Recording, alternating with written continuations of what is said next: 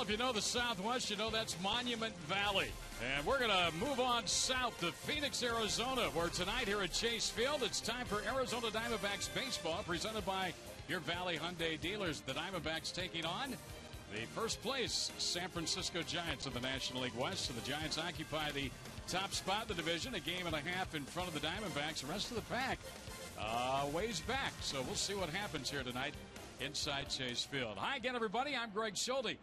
Darren Sutton will be back with you Friday night when the Diamondbacks host the Chicago White Sox. I'm joined by Mark Grace. And, you know, Gracie, they are the world champions, the defending world champions. They do the little things to win ball games. Yeah, they really do. And that was very evident in last night's ball game. Another one-run loss to the San Francisco Giants. A couple of mistakes, and that's all it takes against great baseball teams, Greg, to lose. And you see a misplayed bunt right there. And then Miguel Montero never checks third base. Well, Cody Ross just scores very easily. That's 2 runs right there in a one-run loss that could have been prevented by the Arizona Diamondbacks. And when you're playing against great teams, Greg, that's all it takes. Then a walk by Aaron Heilman. That's followed a base hit by Scherholz.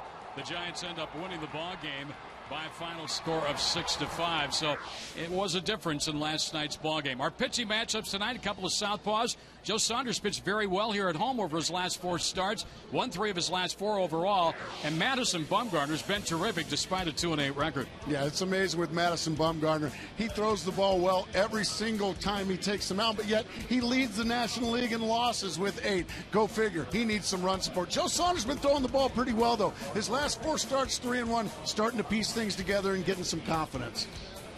Well, the Diamondbacks getting ready to take on the San Francisco Giants here tonight in Game 2 of this 3-game series. And if the Diamondbacks want to win the series, they need to win tonight's ball game, to say the least. American League versus National League realignment. What do you think? We've weighed in on it. You can weigh in on. Grant will be back next to take a further look at realignment. Is it coming to Major League Baseball? Better not. We've got the Giants and Diamondbacks. That's coming up next.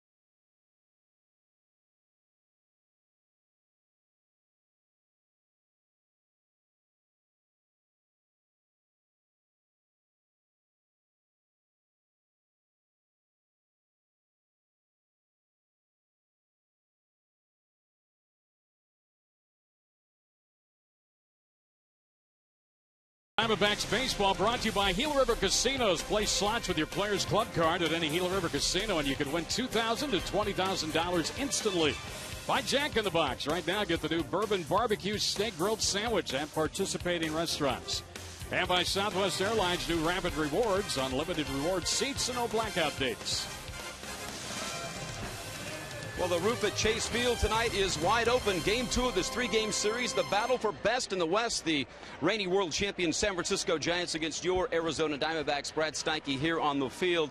You know, a lot of talk lately about the possibility of realignment in Major League Baseball. An article in USA Today going so far as to say that the Arizona Diamondbacks might land in the American League. So it's the topic of our Wednesday weigh-in. So log on to our social platforms. We've got our Twitter account. It's our weigh-in brought to you by the UPS store. And so you can let us know what you think about the possibility of the D-backs and the Major League Baseball realignment. I had a chance to talk with some of the D-backs. A lot of the players on this team have played in both the American League and the National League, including Daniel Hudson. And here's what he had to say about liking the National League over the American League. I don't really have a really big preference either way, but I do like the NL better. I like the idea of pitchers hitting. I think it's just makes more exciting game for me and more situational, more strategy. I think more strategy goes into it. I think sometimes a lot of AL teams, nothing against AL teams, but sometimes I feel like they kind of just sit around and wait for a 3-run homer and not a lot of bunting going on and hitting runs and stuff. So I think I think the NL game's a little more exciting for me. And that was our Geico quote of the game, so make sure you log on and weigh in tonight, delivered by the UPS store. When we come back, it's Greg Shelton, Mark Grace, the chase of the champions. Can the D-backs take Game 2 of this 3-game series against the Giants?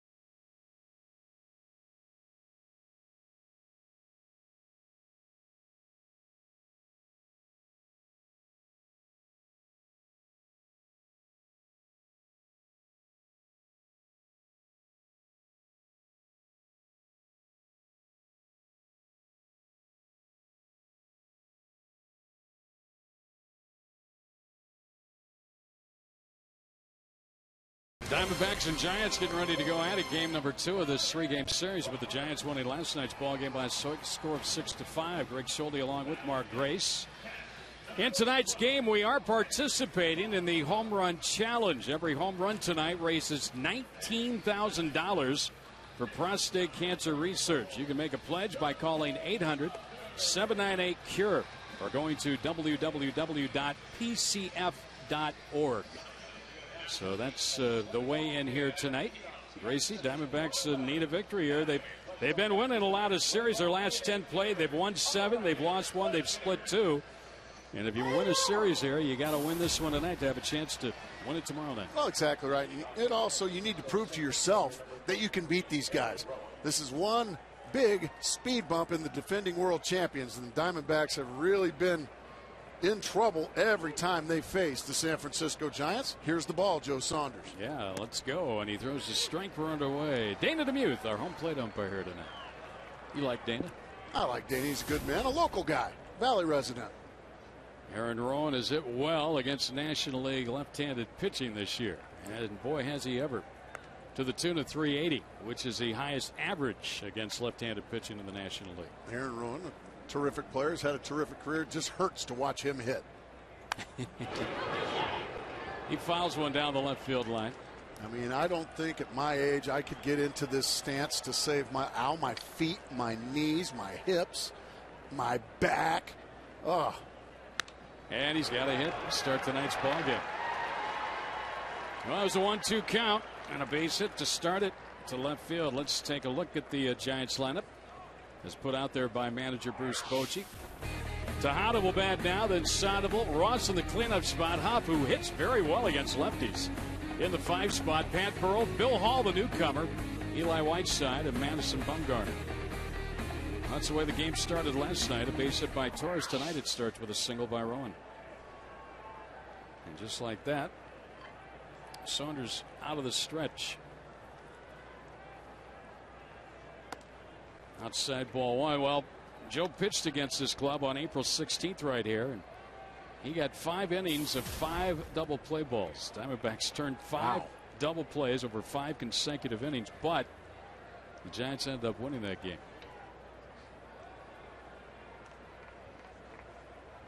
Tejada to short. Hey, we just talked about a double play, didn't we? Ask and you shall receive, Greg Schulte. It wasn't even out of your mouth, and then the easy tailor-made double play ball. Drew to Johnson, and then over to Nady. Well, when you've got the ability to get that double play ball, and Joe Saunders is always in the tops as far as double play starting pitchers. That's 12 now. Is that correct? Yeah, it's 12 on the season. 6 of them against this Giants club for Joe. I mean, you're just always one pitch away from getting out of a mess. The Panda hits one foul. Boy, the Giants were glad to have him back in the lineup. And he produced immediately last night. RBI single in his first AB. Yeah, Sandoval's been certainly missed. He's a good third baseman as well.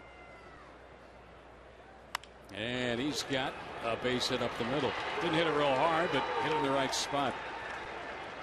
David Robleski and Associates. The defense. Bloomquist, Young, and Upton in the outfield. Roberts at third, Drew at short, Johnson at second, Nady at first, Blanco. And Joe Saunders has been terrific. A couple of big defensive plays. These aren't easy. That's one of the better plays you'll see right there. That's just a difficult play. Now what are we going to do, Joe? What are we going to do, Joe? Same thing. That's a great play on the other side as well by Miranda. You know, he failed on the first one this season. He was really upset with himself. He said, I can make that play. I've made it. I'll be darned if he's not had 2 more chances to do it, and he's succeeded. Showing us it's not luck. It's probably something that I'll bet you over the years he's probably practiced a few times. Yeah. I don't know how you really practice that, but, I mean, he looks like he's pretty comfortable doing it. We're going to do our dive, shuffle, flip to first base in this drill today, guys. All you pitchers, get on the mound. We're going to work on this. Just don't hurt yourself. This is Cody Ross. He had a big 2-run double last night. He also stole home. He had 2 doubles in the game, 2 RBIs, 2 runs scored. And from 6th in the order to 4th in the order tonight, sandwiched between Sandoval and Huff against Saunders. So Joe's allowed 2 hits in this inning, but he's gotten a double play ball. And that one's low. 2-1.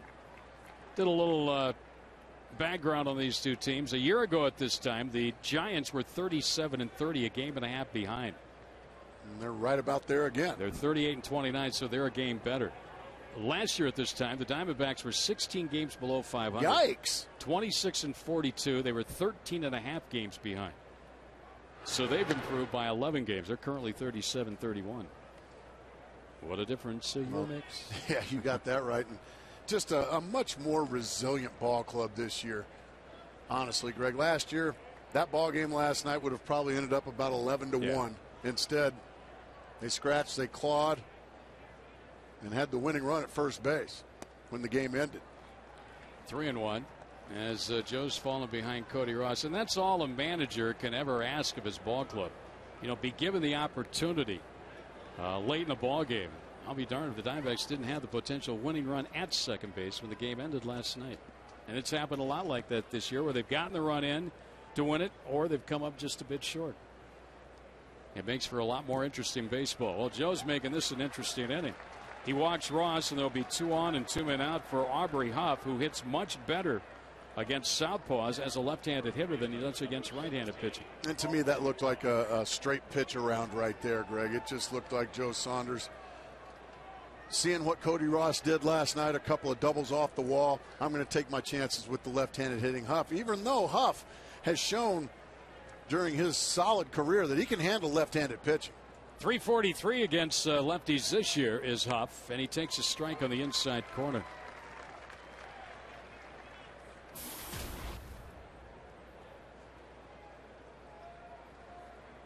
Well, Aubrey Huff talking about the Giants' woes hitting this season. The 0-1 pitch from Saunders. Instead, he flips around, and he's talking about, man, if the Giants were hitting it all. Here's his quote: "My God, if we hit a lick, we might be 10 games over the Diamondbacks." I'm not going to disagree with him there. And these guys win games in spite of themselves offensively. 19-9 in one-run games, the best record in all of baseball. And the Diamondbacks not too far behind. They are 14-9. 2 on here, 2 outs, opening inning for Joe Saunders. And they swing at a foul back. Well, we talked about Kane in run support last night.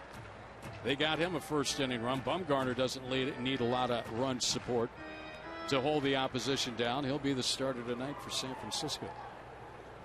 That's why you'd like to shut him down here in this first inning. Yeah, Saunders jumps ahead with back-to-back fastballs, one called, and then the last one that was fouled off had some really good sink to it. Shot to left. Giants get the lead. Bloomquist up with it. No play at the plate. And it's 1-0 San Francisco. Aubrey Huff delivers. Well, Joe Saunders is going to lament that 0-2 pitch. That was as bad of an 0-2 pitch as you can throw right there if you're Joe Saunders.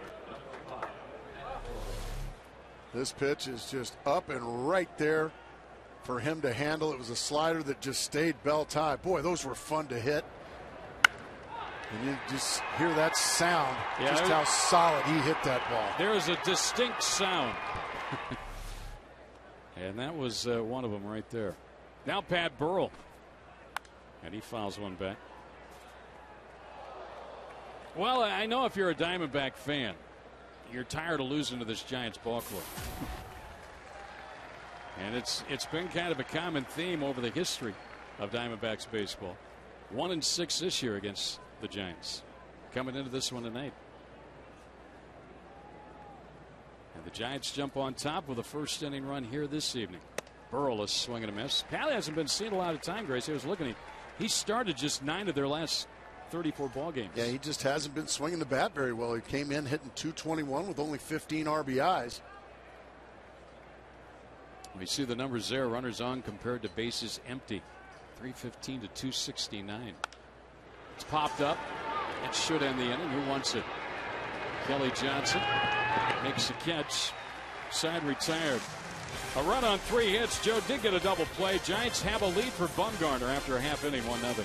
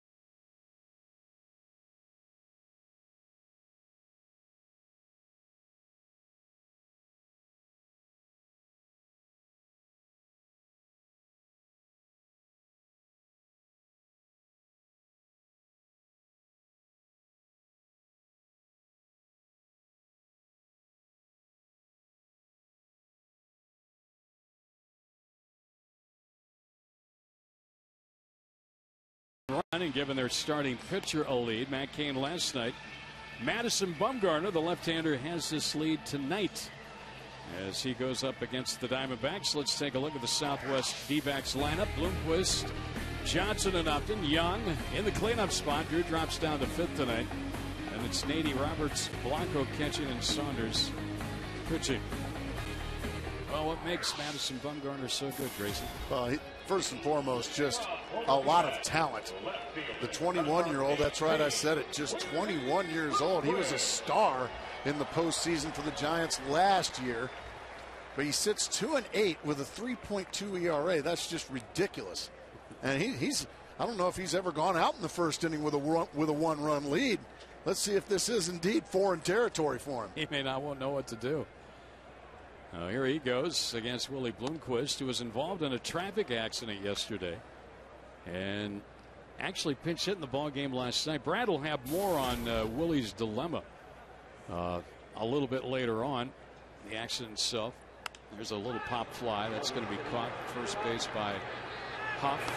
One down. Bumgarner has 2 or less runs of support in 10 of his 13 games. No runs in 5 of his starts. Golly. Sue for non-support, yeah. Right? And Joe Saunders was sitting out there in the first inning with nobody on and 2 outs. Ended up giving up a run. 3 hits in that first inning off Joe. The RBI by Huff.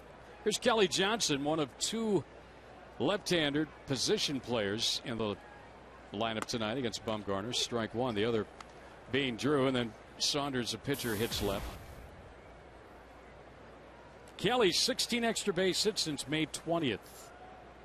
And that's the 3rd most in baseball over that stretch. He takes the ball just a little bit inside. Only David Ortiz and Matt Kemp have more. Batting average still not near where Kelly wants it to be. He'll take a strike. Well, that was just a little cut fastball right down the middle, and it just froze Kelly Johnson. You can see this youngster has great command of his stuff and great confidence. Kelly, a ground ball to the pitcher. He's going to have to race to the bag, and he won't get there. Huff committed a little late, and Bumgarner went to the ball. No chance for Bill Hall to get over there. And Kelly won the foot race for an infield single. Yeah, those are just such tough plays for the first baseman and the pitcher. Huff ended up committing to the baseball, and that's when you have to yell at the pitcher, I got it, I got it, I got it. Instead, Bumgarner picks it up himself. He looks up, there's nobody there, and Kelly Johnson hustling all the way, just putting his head right down. He's going to beat Bumgarner to the bag. So, Gracie, what you're saying, it's got to be a real quick decision by that first baseman. That's exactly right. You either, if you're going to make the commitment to the ball, you have got to scream at the pitcher, I got it, I got it, and then he can break off from the baseball, go straight to the bag, and try to get the flip. Here's Upton now. Justin takes a ball inside. Well, the last home run Madison Bumgarner gave up was to Justin Upton. And that was a long time ago. It was back in April here in this ballpark. He's only given up 2 home runs all year. I'll throw to first. How about the size of Bumgarner? 6'5", 235. Here's a replay of that home run. How far did that one go, Gracie? Almost 500 feet. 464. 464. Golly.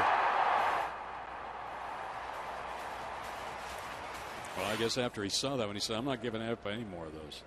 Yeah, and he hasn't. That's the end of that. Swing and a miss. Goodness. Justin tried to hit that one 465. Yeah. Sometimes Justin, he has to remind himself or be reminded that you don't have to swing hard to hit the ball hard. You know, those 375-foot homers count just as much as those 464s.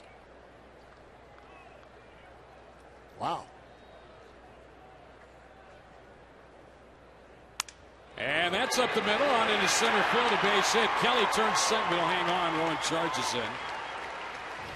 And it's first and second here. The broken bat single there for Upton. 2 on for Chris Young. Well, you got 2 on here, and you really want to capitalize now on the situation. We look at the follow through there by Upton. Just stayed on the baseball, sent it right back up the middle. And that's a lesson learned right there. You don't have to hit it hard to get a hit every single time. He broke his bat, but he hit it in the right spot. That's why Justin's averages continue to climb, taking a lot of balls to right field and back up the middle. Not trying to pull everything and pull it out of the park. Chris Young, over his last 21 games, has hit at a .325 clip. And he takes a strike. Chris has gotten the batting average up to .251. He's been very productive.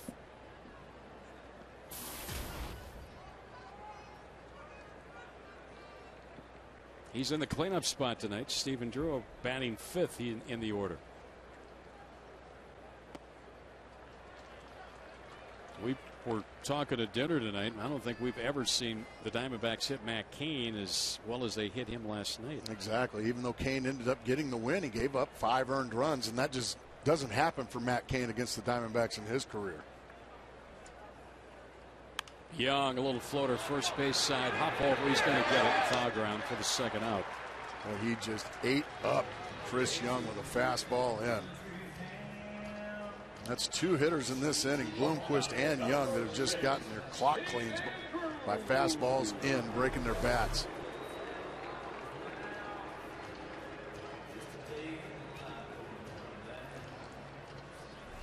Drew, the hitter. .291 average, leading the club with 39 runs batted in. Well, the Giants got a 2-out hit and got a run of the first inning. Let's see if the Diamondbacks can counter.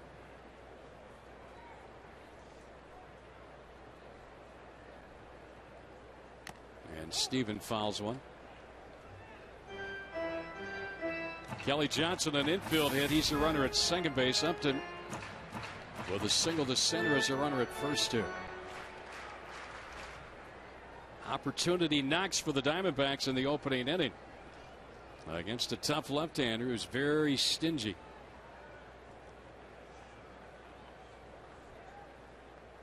And Drew takes it a little bit outside. That's about where the game ended last night with a strike call, wasn't it? Yeah, Steven wasn't too happy with the final strike. It was awfully close. Vic Carapazza rung him up to end the ball game. Steven's hitting 5 straight games. Last 16 he's hit at a .365 clip. And that one's a little bit too far out of inside for Dana DeMuth. 2-1.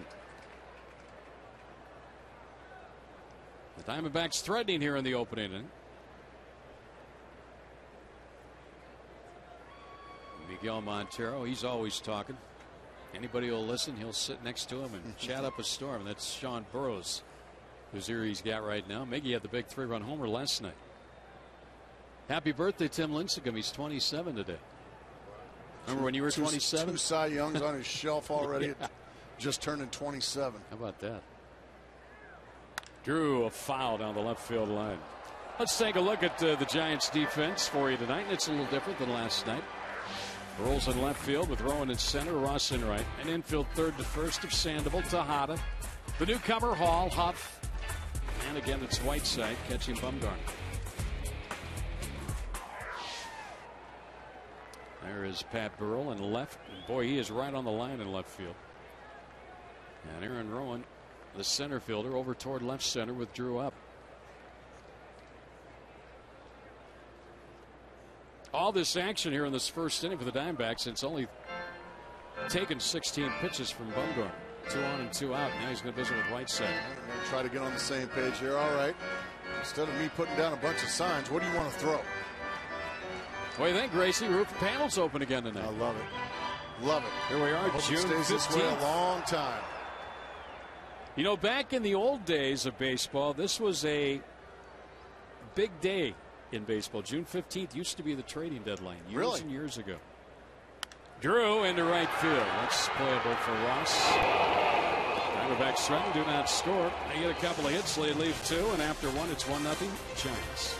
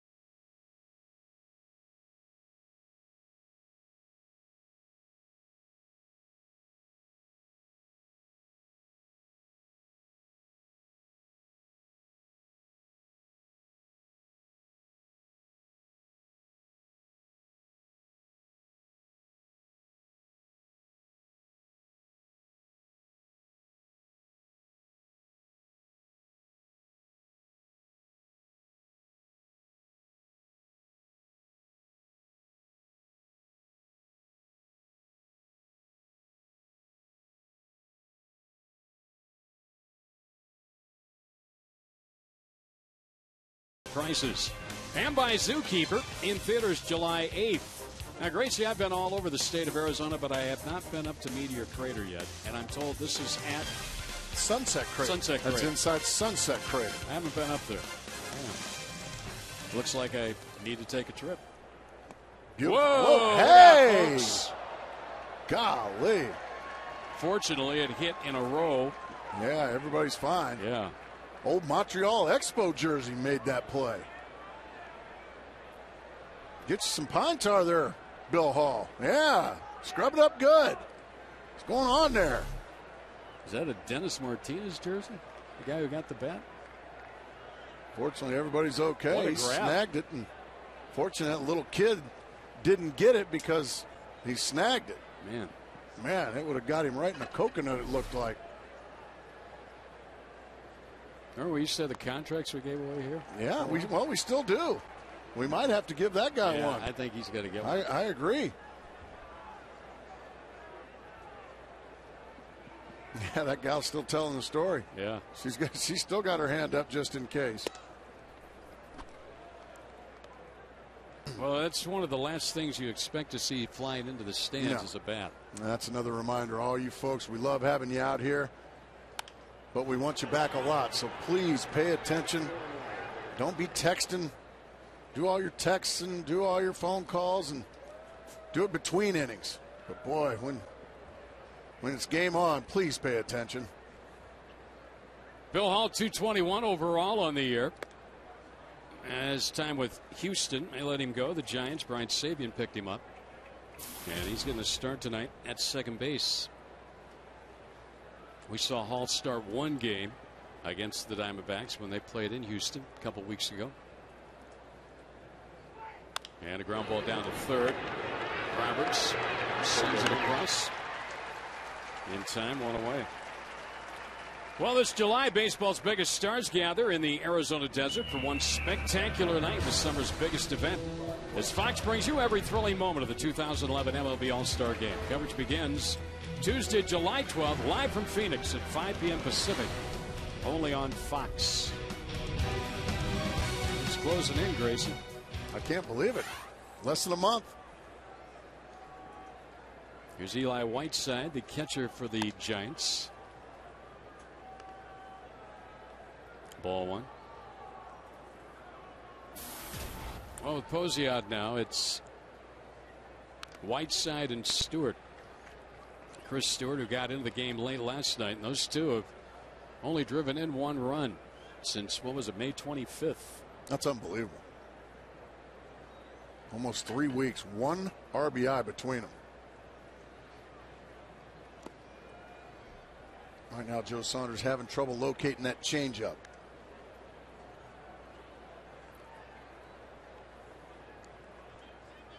Giants are 19-10 against teams in their own division, the National League West. Ground ball to short. Drew's got it. Plenty of time. That's two ground ball outs. It's a good sign. I was just about to say 2 ground ball outs is a good sign for Joe Saunders. That means he's getting some dip on those sinkers and the changeup. And now Madison Bumgarner, the hitter. Bumgarner, 4 hits this year, including 2 doubles. He's also walked 3 times, hitting 182. He takes a strike. He knows what to do with the bag, Gracie. 4 hits, 2 doubles. We mentioned the 3 walks. He also has laid down 5 sacrifice bunts. What's going on there? After every pitch, they seem to move a seat. Now they're going to stand up, move a seat. Clap their hands. All right. They're up there. They're up in the far reaches. I guess they're going to move around the entire stadium. It's a pretty good sized group. The things we do to keep ourselves entertained. Yeah. I'll show you where those kids are.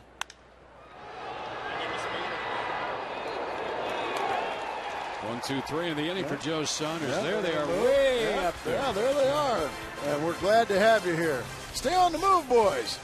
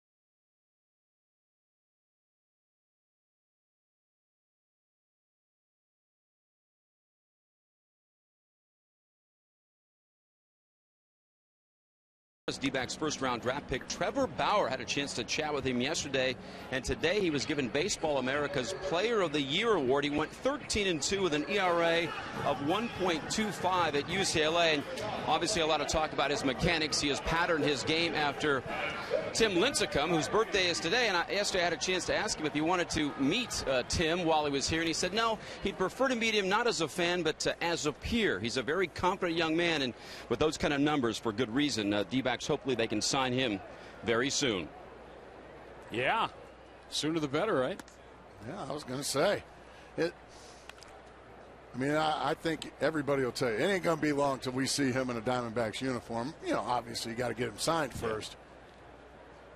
You want to know here on Xavier Nady, who bats in the second, 1-0 Giants. So most everybody thinks that Trevor Bauer is major league ready. Well, here's a guy at the play right now who stepped right off a college campus and played in the big leagues, Xavier Nady. Dominated California. Ball 3. Mike Leake did it off the campus of ASU for Cincinnati last year. I'm not saying that's going to happen with Bauer, but, you know, it does.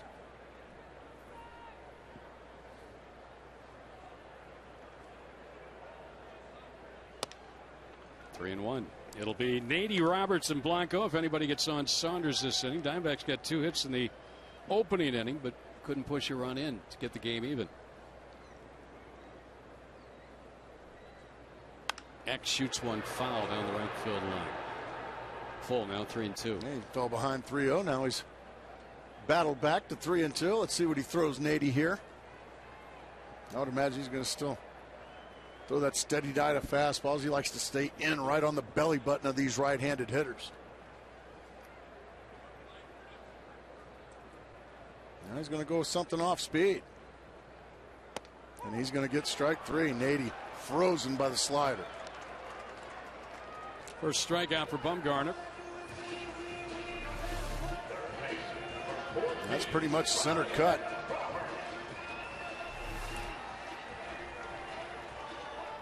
Ryan Roberts, the hitter. Ryan hitting 7th in the order tonight.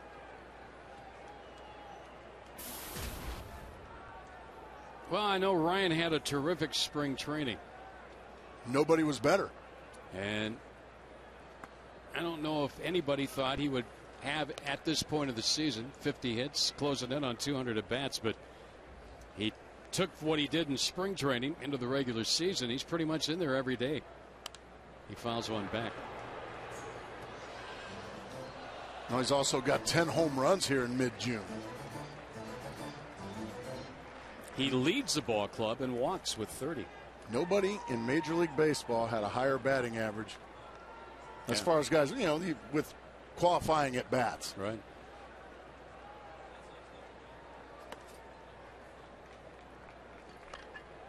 Well, every time a Diamondback hits a home run this season, Fulton Homes will donate $150 to the Central Arizona Mountain Rescue Association. Might as well hit one here, Ryan, and up the ante, right? That's exactly right. Hupp going to have another play? No, it's going to be on top of the dugout with a high bounce back into the seats. Nice grab by the guy carrying the popcorn. Didn't spill any popcorn and got the souvenir.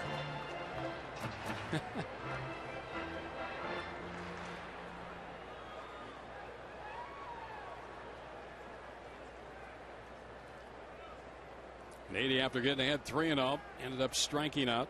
Now Roberts up there with a 1-2 count. And a fly ball right center field. Ross for the out. Oh, they add a couple of females to them over here on this side. There are 5 seats in between. Yeah. 6 seats in between. Maybe the girls are kind of going that way, okay, and the boys are going that way. Oh. Yep, collision course. Can't wait to see that.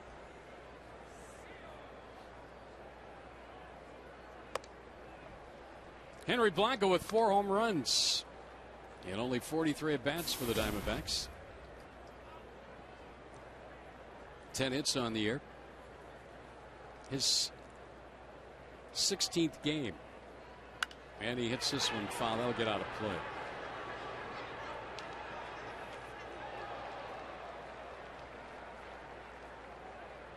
Only 2 seats now. Oh, man. Might have to go to kiss cam.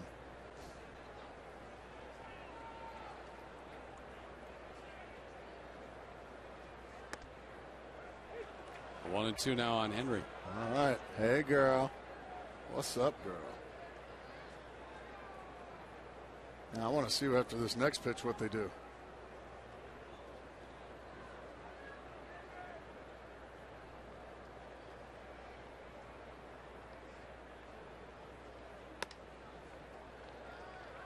Two and 2 the count. Okay. Now it's just mass confusion. Yeah, this is not cool. Yeah, okay. You're ruining it for us, ladies.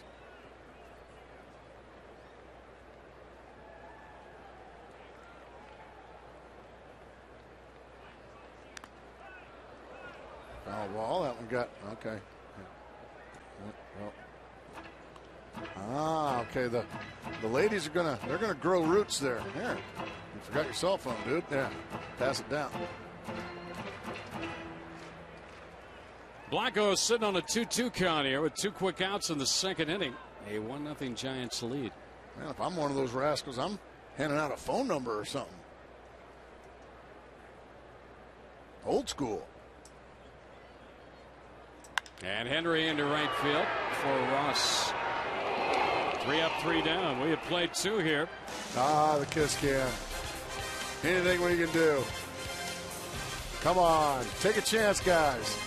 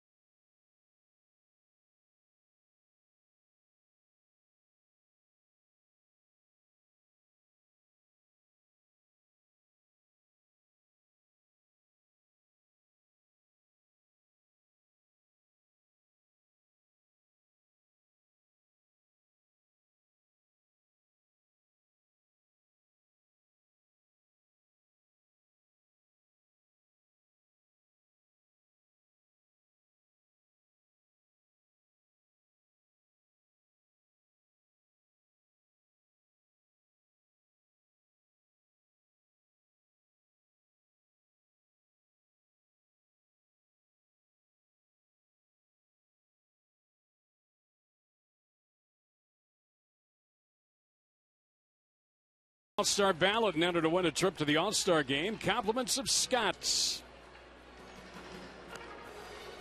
Saunders loosened up. Hey, what's Kachinko? Find out and learn how you can play right here at Chase Field by going to the interactive kiosk. That's near section 111, near section 111.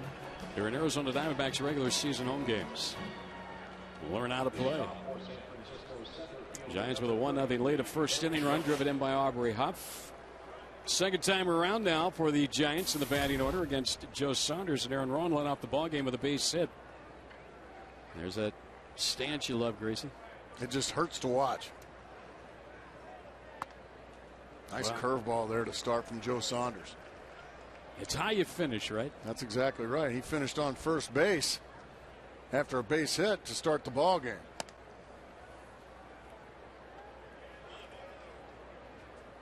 So the two guys who hit left-handers very well, Rowan the top average in the National League at 380 had a hit, and Huff 343 got a hit and drove in the first inning run.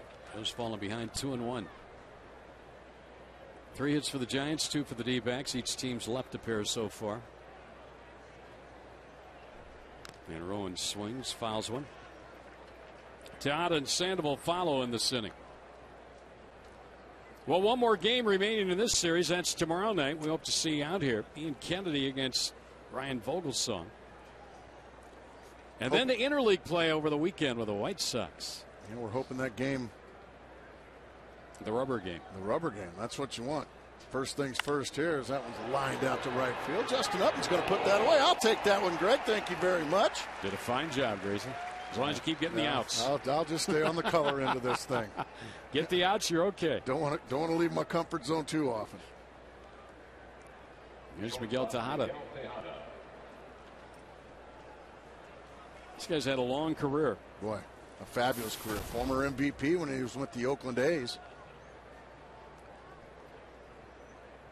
His .555 OPS is last in the National League. And his .254 on base percentage, third to last. He didn't do a double play his first time up. Saunders gets ahead of him on one. This guy put up some spectacular numbers. Started in Oakland and then went to Baltimore. That's where his game really flourished. There's a foul out of play. From 2001 through 2006, he appeared in every game, 162 games per season. It's getting it done, isn't it? That is very much so getting it done. Ground ball to right side. Ooh, tough hop. Nice play, Nady. And he'll give to Saunders. Well, folks, grab your mitt and get ready as the top sluggers from across Major League Baseball take aim at the grandstands and compete to be crowned the 2011 State Farm Home Run Derby champion. The Home Run Derby is Monday, July 11th at Chase Field. Purchase your tickets now at allstargame.com. That's a big-time event, too. You really want to come out and check that out, folks. I mean, ball's going to be flying out of here. Pool looks pretty busy tonight. Saunders to Sandoval, and it's a ball up high. Pablo single with 2 outs in the first inning, ended up scoring a run.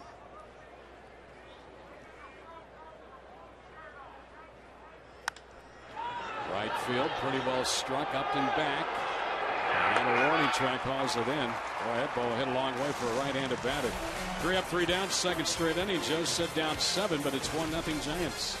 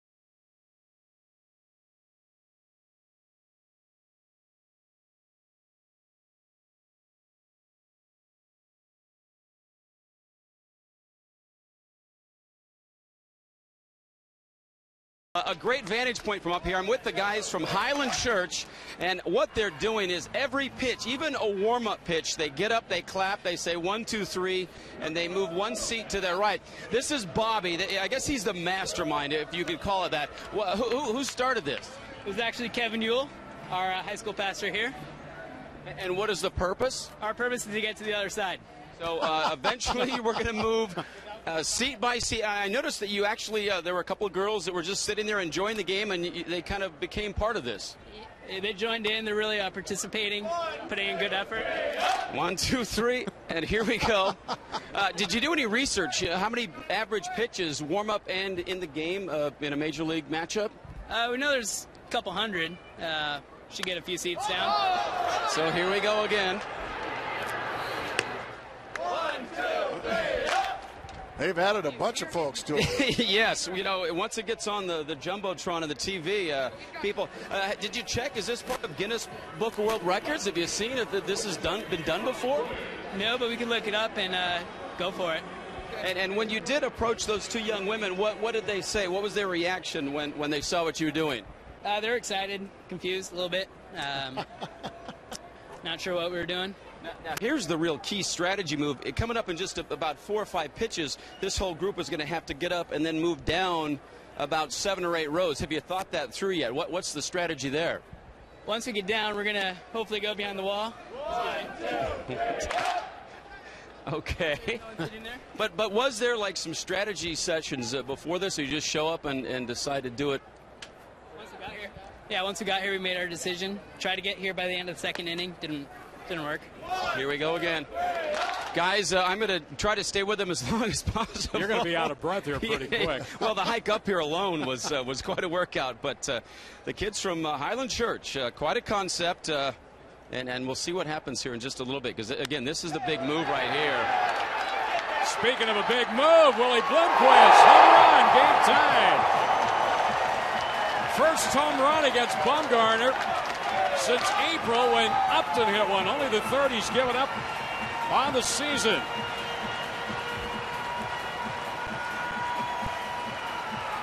And a Fulton Holmes home run for Willie Bloomquist to tie the ball game. Well, just a fastball in the middle of the plate. Bloomquist was waiting on it. He just blisters it into the left field bleachers. And you know, if Brad's mic's still open, you know, Brad, every time we used to throw to Todd Walsh in these situations, it would be a home run. So you're just kind of picking up right where Todd Walsh left off. And I don't know, if you keep coming up with stuff like this, you're just going to have to stay up there the whole game. Oh, they're getting close to the flag lady. So, again, this is the key part of the procession right here. They've got some people at the front of their group, and so curious to see how they pull this all off. Now, do them a favor and tell them to stay as far away from the flag lady as possible. April 17th, by the way, the last time that Bumgarner had given up a home run, that was to Upton. He had gone, well, let's see, 2 more innings and a third tonight, so 67 innings between home runs. Upton and now to Bloomquist. And for Bloomquist, it was his second of the year. Kelly hits one foul out of play. That home run by Willie Bloomquist raises $19,000 to support prostate cancer research. To make a donation, call 800-798-CURE. Log on to www.pcf.org. That away, Willie. Makes that car wreck feel a little better, doesn't it? That's just an amazing story. Kelly swings and misses. He did not make contact, and he is going to get to first base. Whiteside knew he didn't. I don't know if Kelly did or not. Kelly's saying he thought he fouled it off. And Kelly, take first base. Go ahead and stay at first base. I know your batting average will come down, but you'll be just fine. Go ahead and just be a base runner there.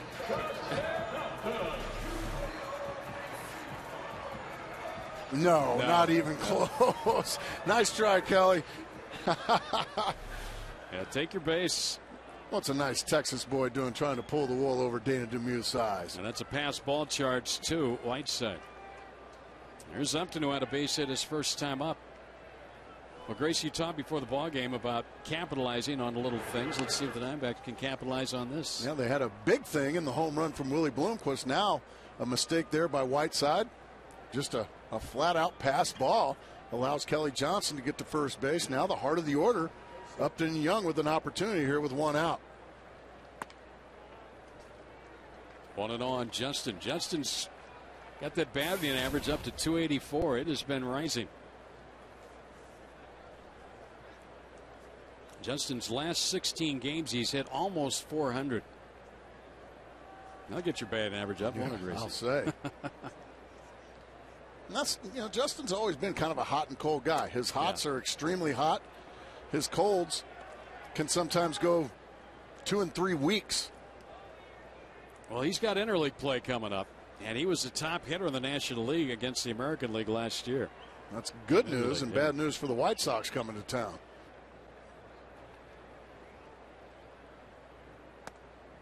Ooh. I'm sorry, but I find myself after every pitch saying to myself, 1, 2, 3, up. I think you should do that in the booth here. No, not a chance. Yeah, I love when you ask them, well, what's the purpose of this? Get to the other side, just like the chicken crossing the road. 2-1 with Upton at the plate. Check swing. Did he go? Nope. Well, we mentioned Justin's been red hot since the end of month of May. I mean, he's been blistering the baseball. Over 400. And his on-base percentage over 500. Yeah, he's been drawing his walks, too. Drew a big walk last night against Brian Wilson. There you go, great. Look at those numbers. National League ranks.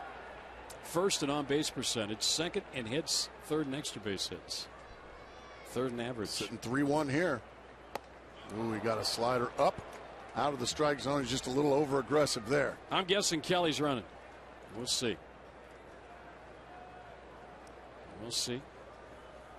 Justin does strike out quite often. Johnson is 8 out of 9 in the stolen base department. 3-2. Here he goes, and they got him picked off. Huff throws down to second. To Huff. To Huff. And over the throw, and he's tagged out by Bill Hull. Left just a little bit too early.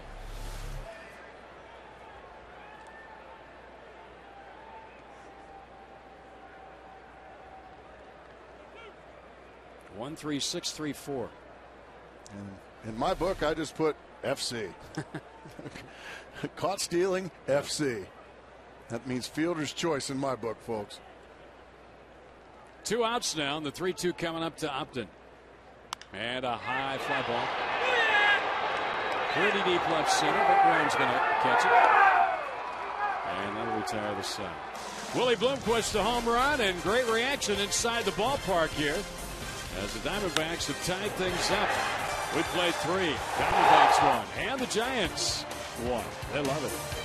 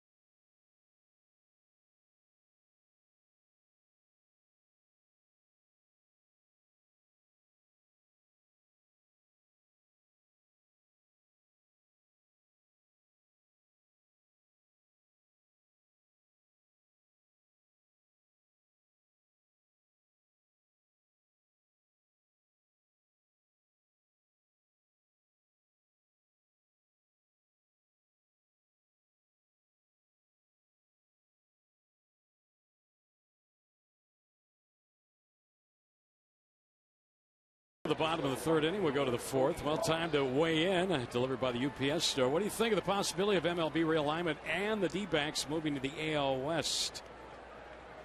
Sean Severin. No way. We have solid rivalries already within our division. Plus, I think Gracie would go crazy. Oh, my God. Talking about the DH 150-plus days a year. Boy, you got that right, Sean. It would drive me insane. I think we were unanimous up here in the booth. We're all for alignment as long as the Diamondbacks stay in the National League. What does Candyman have to say on the radio side? I haven't talked to him. He's oh, over. You have too. I didn't ask him about it. I like it. You know what? I think heck with him. You're over here. I'm not even talking to Candyman for 3 days. Yeah, I have to work with you. Sorry, Candyman. I got him. But, no, I think he would favor the National League. He thought he was a hitter as a pitcher. Cody Ross is a hitter. Starts the inning with an extra base hit. Lindquist will get it back in, but not before Ross gets to center with a double. So Saunders going to have to do some work down this inning with the runner at second and nobody out. Tries to throw a fastball in. He gets it there. But Cody Ross is a very good fastball hitter. He got on top of that one and just ripped it out into left center for a double. And right back come the San Francisco Giants. They're kind of a pesky bunch themselves. That was their 4th hit of the night. One more than the Diamondbacks have. Aubrey Huff had an RBI single to left field first time up, and he hits this one foul. He's looking to pull the ball on the ground if he can. Henry Blanco going to go out and have a conversation with Joe Saunders. How can we get Aubrey Huff? Yeah, a little different scenario this time. First time he was up, he had a couple of guys on at first and second with 2 men out. He was just looking to drive a ball somewhere. He took it to left field. But as you said, this time he wants something in that he can turn over on. And if he makes it out, he's advancing the run. Yeah, that's small ball. If you're the left-handed hitter right here, which is what I was, you're looking for some either something hard in or anything slow. You can just pull to the right side, a curveball or a changeup. Well, they got it in, and Huff fouls it. And it's where he wanted it, is it, Joe Saunders? 2 very good pitches back-to-back by Joe Saunders. Yeah, he went in, something he can pull, but he got it to such a perfect spot, you can't even keep that one fair. And now he's got an 0-2 count. And this is the same situation he got a base hit on his last time on an 0-2 pitch. He got a base hit to left. And again. But a good 0-2 pitch right there. These two teams have squared off against southpaws 18 times this year. Diamondbacks are 9-9 against lefties. The Giants 13-5 against lefties. And a ground ball to the right side. Great job by Aubrey Huff. Just a great job. Ross will be at third with 1 out. Yeah, keep an eye on Aubrey Huff. He'll probably get a whole bunch of high fives when he gets into that dugout. He was able to pull a fastball away. He does his job. That's just championship baseball right there, Greg. That's all. The little things. Yeah, that's just unselfish professional hitting right there. Now Burrow with a chance to get the Giants back on top. He popped to second his first time up. Joe's going to work out of the stretch. And he gets him out on top. He can score himself. No, it's in play. Hit off the top of the fence. Burrow is going to go for 3, and he's going to make it with a sliding triple. You don't see many triples to left, but you don't see many hops like you just saw. So the San Francisco Giants come right back and retake the lead. The first pitch Burrow sees is a fastball away, and he just goes out and hooks it, as you can see. And right off that pad, and now Willie Bloomquist, he's got to run a long ways, almost back to the infield. It was almost a chance for Drew to go out and get the ball. That ball kicked back so far, Gracie. Yeah, but I guess as Stephen Drew, you're probably not expecting that ball to carry him 200 feet. First triple for Burrow since 2009. He had one with Tampa Bay, a strike here to Bill Hall. So 2-1 in favor of the Giants with a runner at third and still only 1 out in the inning. Diamondbacks going to bring their infield in now.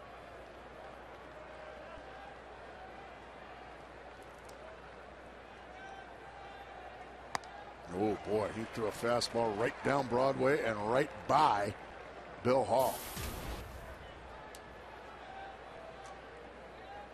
Joe needs a strikeout. He hasn't got one yet tonight. One would be welcomed right about now. Either that or a comebacker right to Joe. Straightens him up with an 0-2 fastball.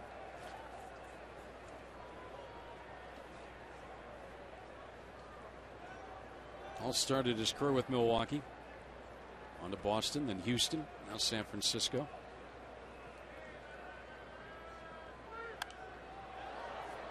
Well, somehow he was able to scrape that one foul. That was a quality pitch there from Saunders. Standing right on the belt buckle of Bill Hall. Well, here are the Giants answering right away.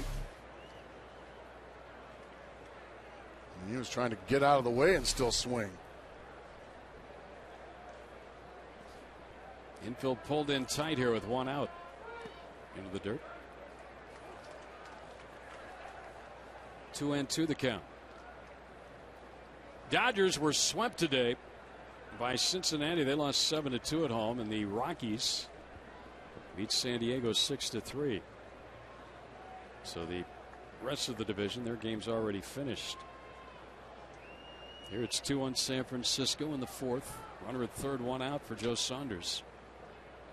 And Hall strikes out swinging. Well, he got the big strikeout he needed, as you said, Greg. After all those fastballs in, picked a great time to throw the changeup away, and you can see just how badly Bill Hall misses that one. That was a really good sequence there by Joe Saunders. Now it's decision time. Do you go after Matt Whiteside? Or Eli? Or did I say Matt? Matt's the old pitcher. Matt Whiteside's the old pitcher. I'm sorry, Eli Whiteside. That's all right. Having flashbacks. Or Madison Bumgarner, who's on deck, the pitcher. Just shows you got a good memory. Madison? Madison, you're on deck. Madison? Okay. Well, I guess he quit. Here's the 0-1 to Whiteside. Eli, a foul back. And he jumps ahead 0-2. He's thrown two pitches out of the zone. And Eli Whiteside has chased both of them, and he's 0-2. Now we see Madison Bumgarner coming into the on-deck circle.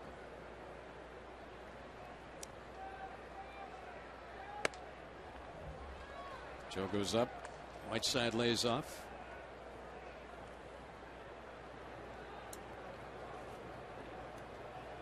Cody Ross scored in this inning. As the Giants get the lead back 2-1. Burrell, who got him home, is a runner at third. He was there with one out. He's now at third with 2 men out. He's using the batting glove and hand technique. Aubrey Hupp played a big part in the inning with that moving of the runner to third base with nobody out. It's a ball outside 3-2 now. On it was 0-2. Now it's 3-2. Joe Saunders still hasn't thrown a strike. So this is that old pitch around. He's trying to get Whiteside to chase. Whiteside hadn't chased 3 in a row now. And he missed ball 4, so he's going to have to go after Bumgarner after all. So again, the Giant catching core, only 1 RBI since Posey's gone down, but Whiteside gets a walk with 2 men out. Now Bumgarner, who flied to center his first time up, hit the ball pretty well. Yeah, he's not a bad hitter. He came into the game hitting 182, and that's not bad in the pitcher's slot. And again, the thing you look at, he has 2 doubles among his 4 hits. CenturyLink high-speed pitch. 94 for Bumgarner. Saunders has touched 92 tonight. Ball 1. Well, after you walk Whiteside now, this becomes a must-out in the inning for Saunders and the Diamondbacks, the pitcher. You've fallen behind once again. Well, you did such a good job on Bill Hall with a guy on third to get the second out. Now you have to find a way to retire Bumgarner. It's a long ways. Now I get it, though. He did hit it a long way. He hit that ball a long way. But he hit it too high. And Young tracked it down. A run in, 2-1. It was too high.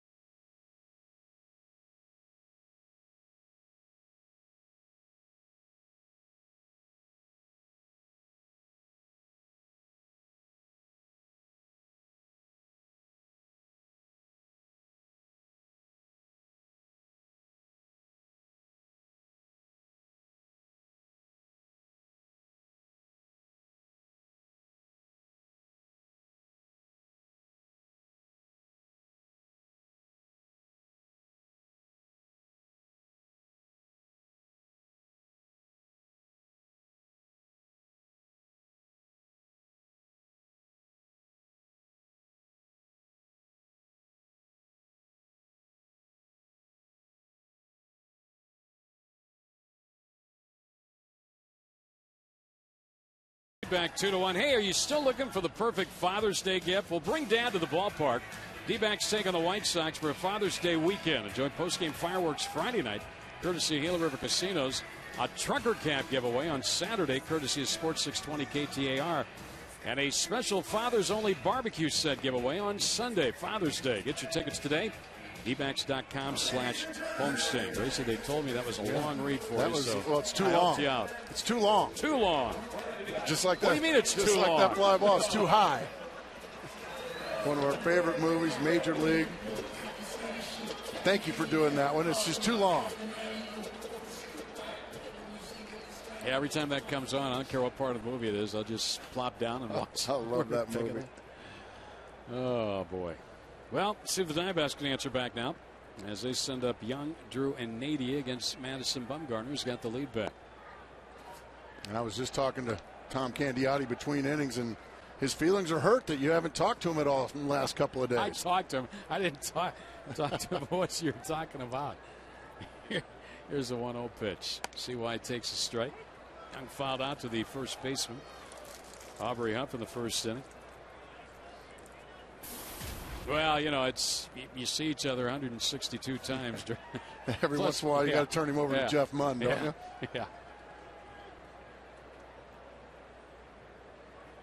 Young gets one foul. He's scattering into the dugout area. 1-2 on CY. You know, as good as Bumgarner has been, and again, the record, no indication how well he's pitched. The lack of run support. 328, though, with runners in scoring position this year. Young down the line. It's going to go foul. Home run distance, but foul. Well, that was a shot off the bat of Chris Young, but he was just a little too quick with it.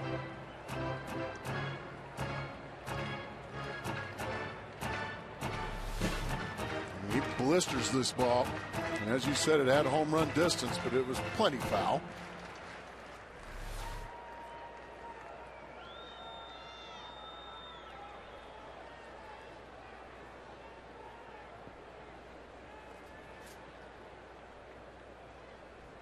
There's a drive. Did he get enough? Back goes Burrell. It is gone. A home run. CY is tied it. Boy, did Burrell hit that wall that hard? I'm telling you. Man. I feel sorry for the wall. Second home run of the night for the Diamondbacks. Bumgarner's given up 4 home runs on the year, 3 to Arizona, 2 tonight. Bloomquist, now Young. As you said, he had only given up 2 on the season. Well, he's given up 2 here in back-to-back innings, the third and the fourth. This is the breaking ball this time.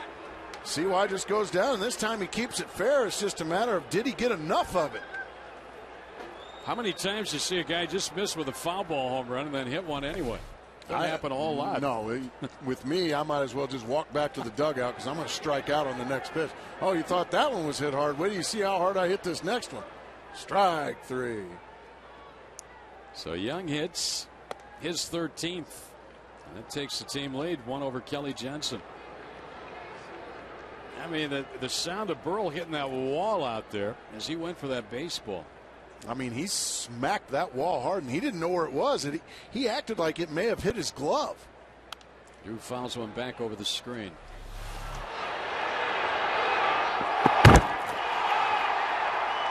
Now, I don't think it hit his glove. It just went right in the front row where that, yeah. Man, he hit that wall very hard. And he's a big boy. He's just fine. Somebody asked him how you were doing. He just kind of shook him off and said, Yeah, I'm fine. I'm fine. I think he was upset he didn't catch the ball. He sure gave it an effort. Well, Young has tied it. 3 of the 4 home runs now given up by Bumgarner have been here at Chase Field. And a couple of wall scrapers here tonight.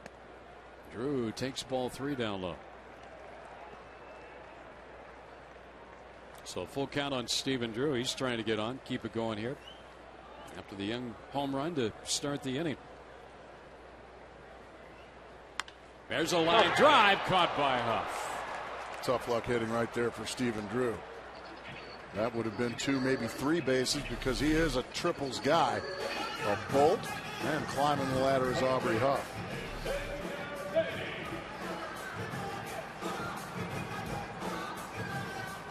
Well, that home run by Chris Young raises $19,000 to support prostate cancer research. To make a donation, call 800-798-CURE or log on to www.pcf.org.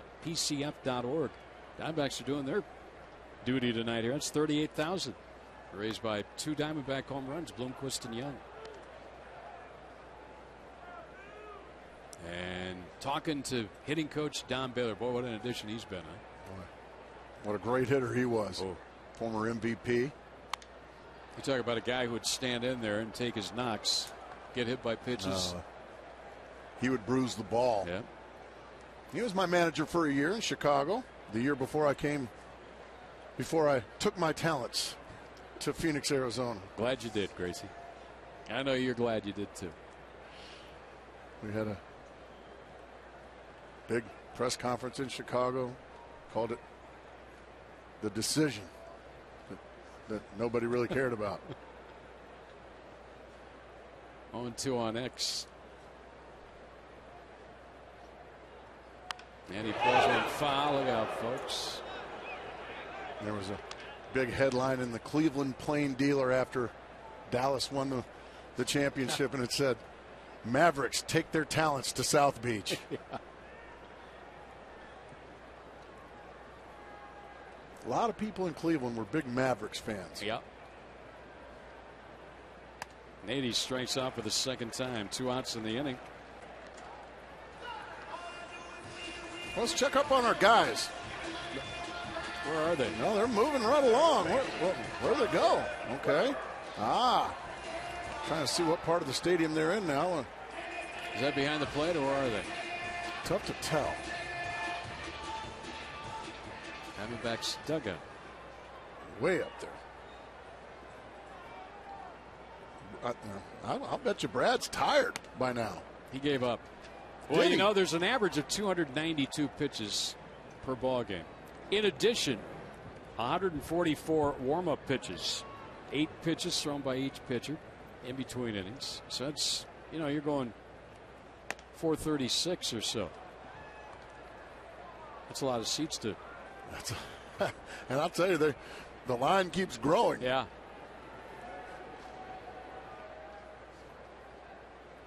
And that's a human tapeworm. Roberts fouls one.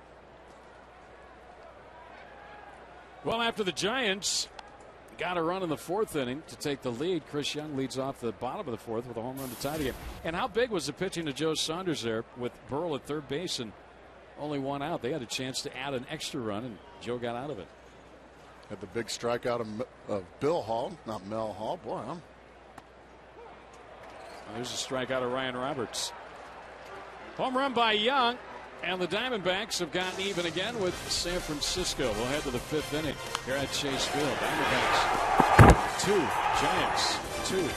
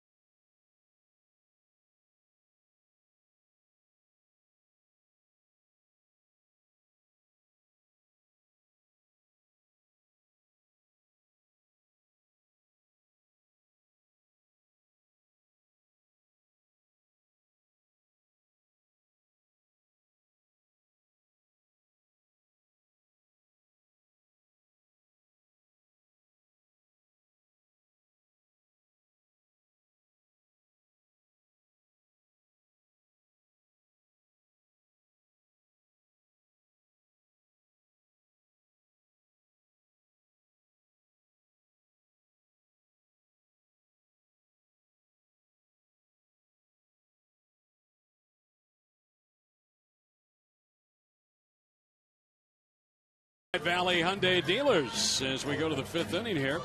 Joe Saunders will work to the top of the order. Rowan Tejada and Sandoval in a 2-2 game thanks to the Chris Young home run. Tie the thing up in the 4th inning. Willie Bloomquist tied the ball game at 1 back in the 3rd. Rowan's got a hit tonight. 1 for 2. He takes a strike. Hit the ball hard twice. Once to left field for a base hit, and then the last time he had a line drive out to Justin Upton in right field for an out. Off the end of the bat with a lot of backspin, but I don't think it's going to go fair. 0-2. How'd he do that?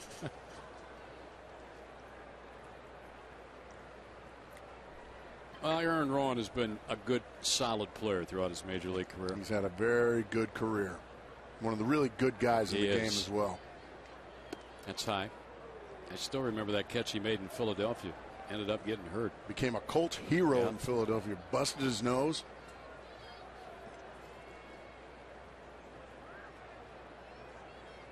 Gas. Swinging a foul tip caught by Blanco. Second strikeout for Joe. 1 out in the 5th. And he parlayed that great catch into a big old contract with the San Francisco Giants, and he can call himself a world champion now. Nice pitch there from Saunders. Just up and belt high and right by Aaron Rowan. Here's Miguel Tejada. He's hit into a double play, and he is grounded out to the first baseman Nady with Saunders covering. Miguel got us started short tonight. Fouls it back. Livan Hernandez 3 hit and shut out the Cardinals tonight. How about that? Mike Livan. Morse had 2 home runs. 10-0 Washington. Livan still doing it. You know who's playing better baseball these days? The Who's Twins. that? They're playing a lot better. They're winning again tonight. They just put Morneau, though, on the DL, but I think they're supposed to get Mauer back this weekend. But they are. That's only going to be a huge shot in the arm. Get a 2-time batting champion back in the lineup for the Twins. They won 4-1 against the White Sox tonight. They've won 9 of their last 10. They're 10 games back in the division. Well, Cleveland beat Detroit, so actually they gained. Here's the 0-2 pitch. And a little floater. Nady over, but won't be able to get to it. Well, around Major League Baseball, the Tigers have made some hay of late. They have they lost tonight, so we can update that now. They are again even with Cleveland. They're even with Cleveland now. The Diamondbacks go to Detroit in the next road trip. Reds beat the Dodgers, swept L.A. And I thought I had heard that's the first time they've done that in quite some time. Really? Yeah.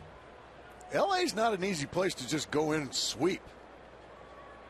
I mean, you're always going to face good pitching when you face the Dodgers. Now their hitting's down.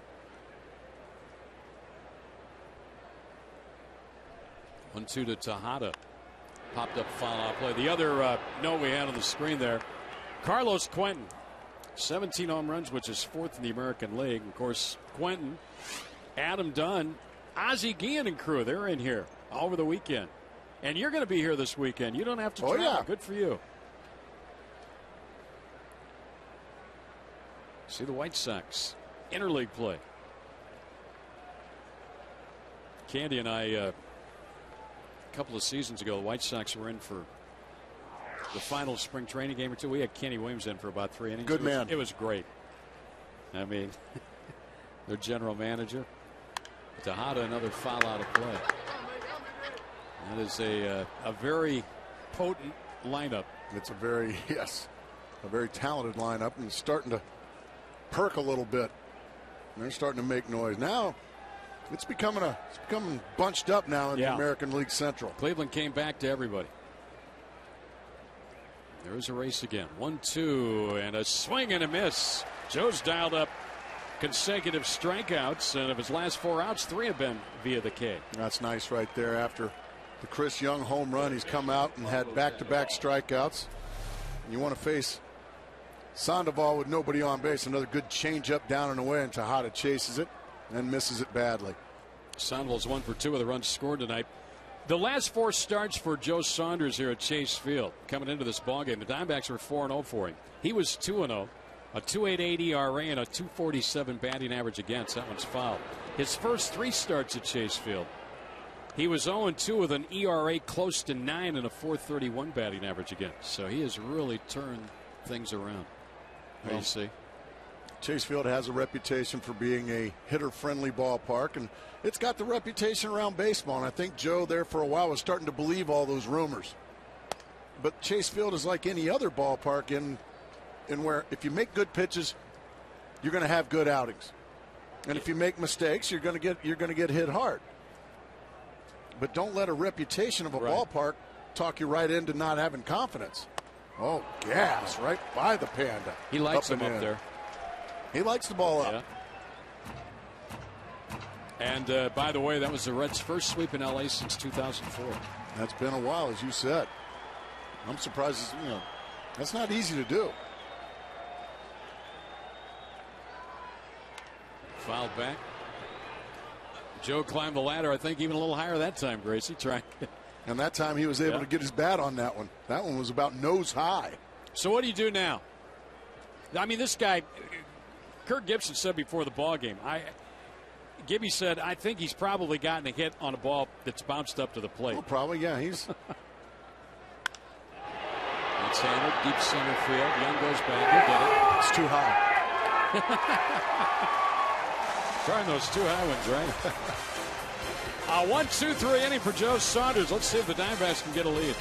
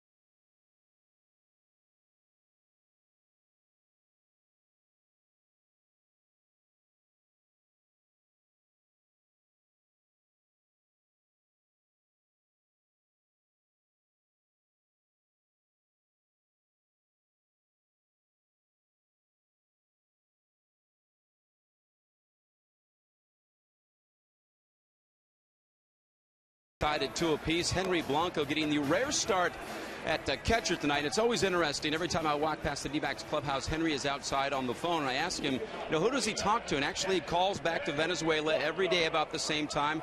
Talks to his family back there, and his mother Maria always wishes him good luck. And so it's nice to see Henry, one of the many Venezuelans on this team. It's about a 3-hour time difference, but he's always staying in touch and hopefully getting some action here, getting the start at catcher.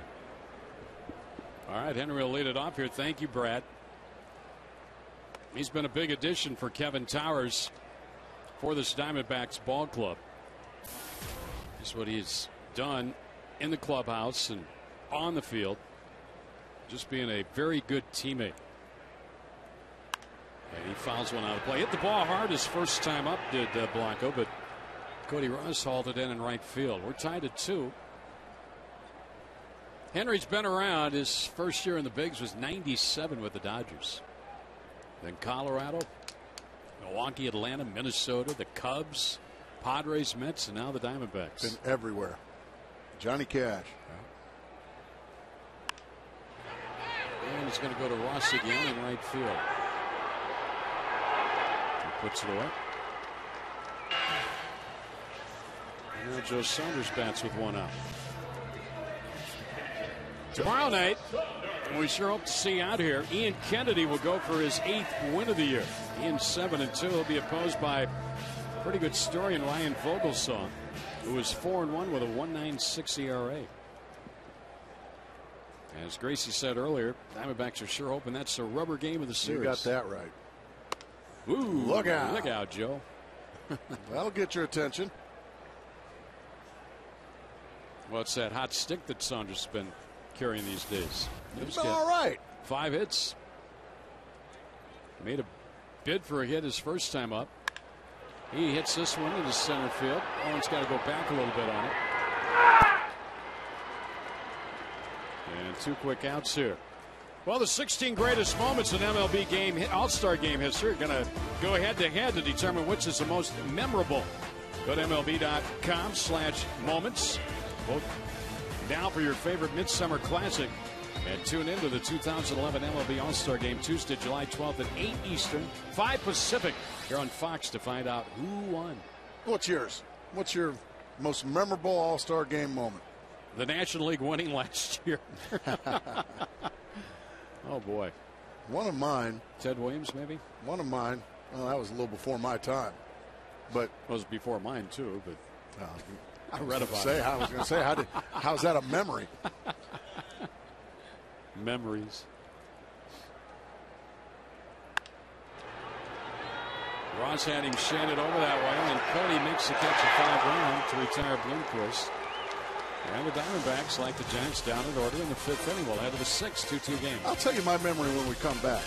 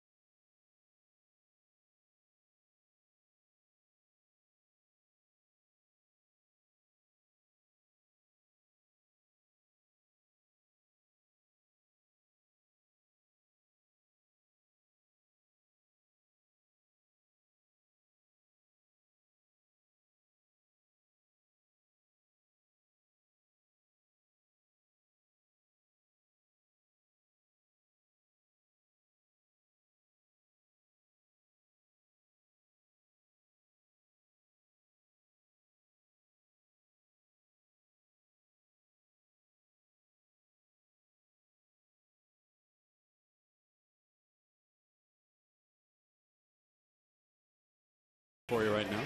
All right. Time for our AT&T trivia question. Which former Giants pitcher has the most wins against the Diamondbacks all time? Minimum of 20 starts. Wow.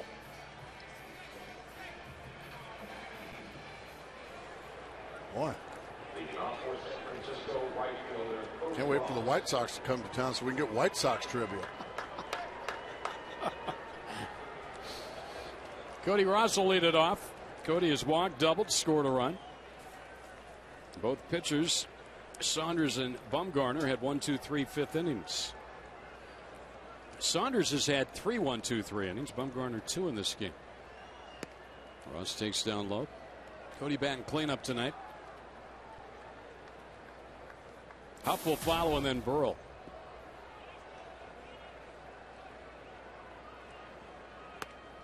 There's a strike. Saunders is at 83 pitches. He's certainly holding his own here. Yeah. Trying to go toe-to-toe with the young left-hander. He jumps ahead now, 1-2 to Cody Ross.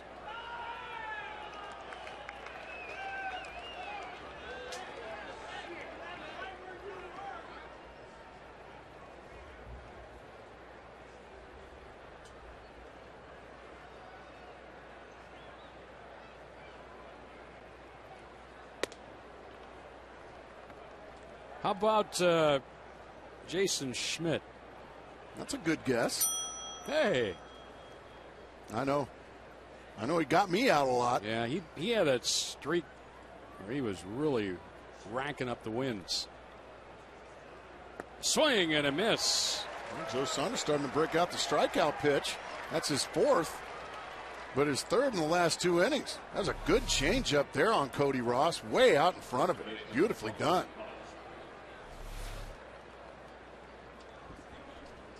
Yeah, Jason Schmidt got me out a lot. Boy, he had a run there for a while, didn't he? Did you get that out of the media guide, by the way, Jason Schmidt, or did you know that on your own? I looked up pictures. Because Darren always cheats on his computer. Are you cheating with the media guide? I didn't get the answer out of the media guide, but I came upon that name. The other name was going to come up with was Lincecum. But I don't know if he's got the same. What was the total of wins?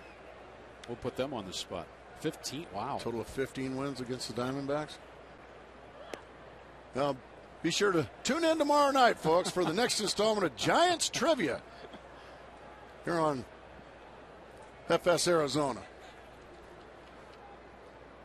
You want me to come up with a good Diamondback trivia question for tomorrow night? Give it to the truck? Well, I understand it's these are the world champions, and certainly we want to give them their respect. But we're not going to have a Giants quiz tomorrow. Let's go. Let's just go basic baseball trivia. All right. Good enough. We'll let you come up with it, Greg. There's a liner to left, a base hit for Huff. 2 for 3 tonight. Continues his hot hitting against southpaws this season. Really pretty piece of hitting right there. That one. Remind a lot of fellas from that area. Maybe some Rod Carew. Yeah. Boy, he used to take a left-handed fastball and just flip it over there on a line into left field. Man, that's pretty. Tony Gwynn, he did it a lot, but I mean, at the end of his career, he was just consistent going that way. Pat Burrell has a triple tonight and a run batted in. Up at first with 1 out here.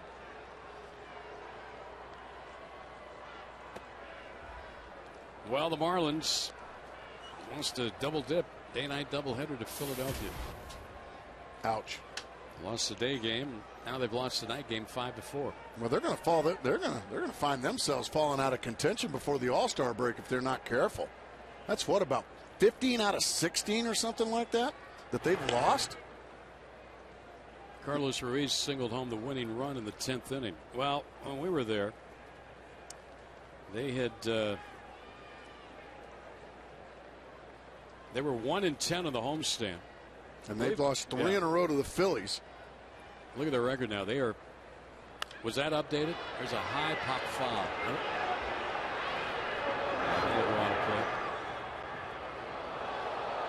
Yeah, they've lost 3 now to the. They had lost 3 in a row to the Diamondbacks, 3 in a row to the Phillies. Yeah. And I think that was about a 7-game losing streak they broke against the Diamondbacks when they beat them. I mean, they have lost a bunch of games in the last 2 weeks. Eduardo Perez was named their new hitting coach. They let John Malley go.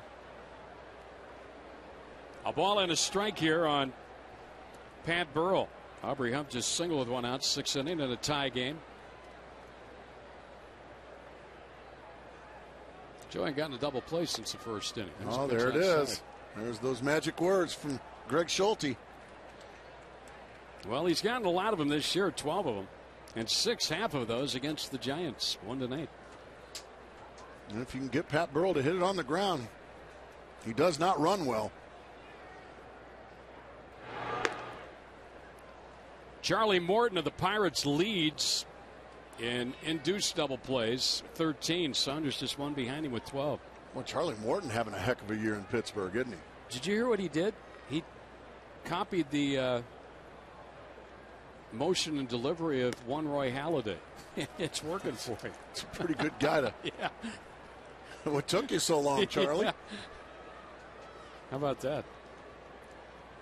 But he is having a good year. Pirates have had a decent year. Florida in June, Gracie 1-14. There you go. Yee. Yeah, I'm telling you, they're going to find themselves. I mean, they were right there with the Phillies a couple of weeks ago. Now they are. Well, this slide started when the Diamondbacks took 2 out of 3 from him here. I think you're right. Burrell draws a walk. And Giants got a little something going here. First and second with 1 out in the inning for Bill Hall. AT&T trivia. The question was, Gracie loved it. Which former Giant pitcher with the most wins against the Diamondbacks all time? 15 for Jason Schmidt. And Jason Schmidt might be watching because he's a Valley resident. One of the real good guys of the game. My 2 sons and his son play in the same little league. You know that. So I see Jason a lot helping out. That separated at birth, he and Bob Nightingale. Oh, wow. That's tough on Jason. Nightingale's here tonight. But we love Bob Nightingale. He's one of the best in the business. Good baseball writer. Bill Hall, little bleeder. It's going to fall for a hit.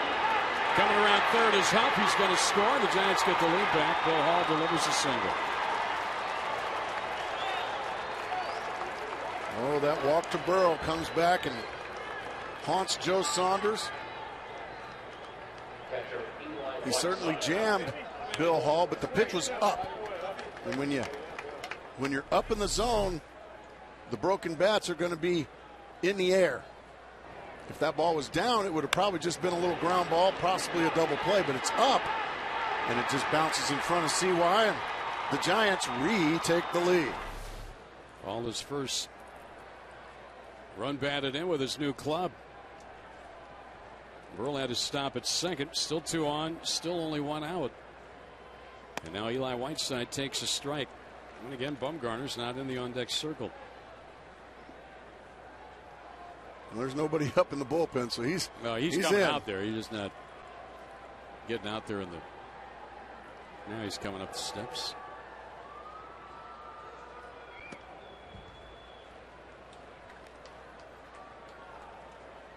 Well, you look at the 2 hits in the inning, but it's the walk that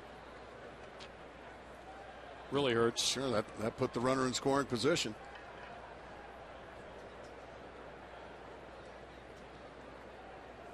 And he's just really being picky now. Trying to get Whiteside to chase. He tried to do the same thing with Pat Burrell, and they're not chasing. He's going to have to start pounding the strike zone even more. Because when you fall behind at this level, I don't care if the guy is hitting 200 in the batter's box, you're going to get hit. Joe may have to go a little extra in this game tonight. The bullpen's been worked pretty hard the last few days, swinging a foul. Or I guess it wasn't foul. Well, that's the way Blanco went after it. But unfortunately, we saw it last night as well. That's pitch number 101 for Joe Saunders. Brian Shaw's going to get up, start to loosen.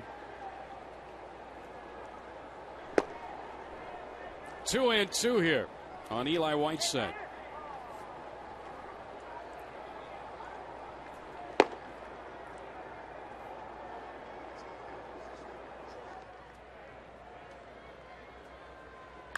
And a grounder to short. Drew's got it. He'll go to second for 1 on to first. Not in time there. Burrow got kind of caught up in no man's land there, thinking they called him out for a double play for something. Bill Hall called out at second by Doug Eddings. I guess must have been going out of the baseline. And Bruce Bochy's going to come out. And the inning will end on what will be a double play. But the Giants get a run. We'll take a look at it going out. Hall got the hit to drive in the go-ahead run. We'll take a look at it when we come back. 3-2 Giants.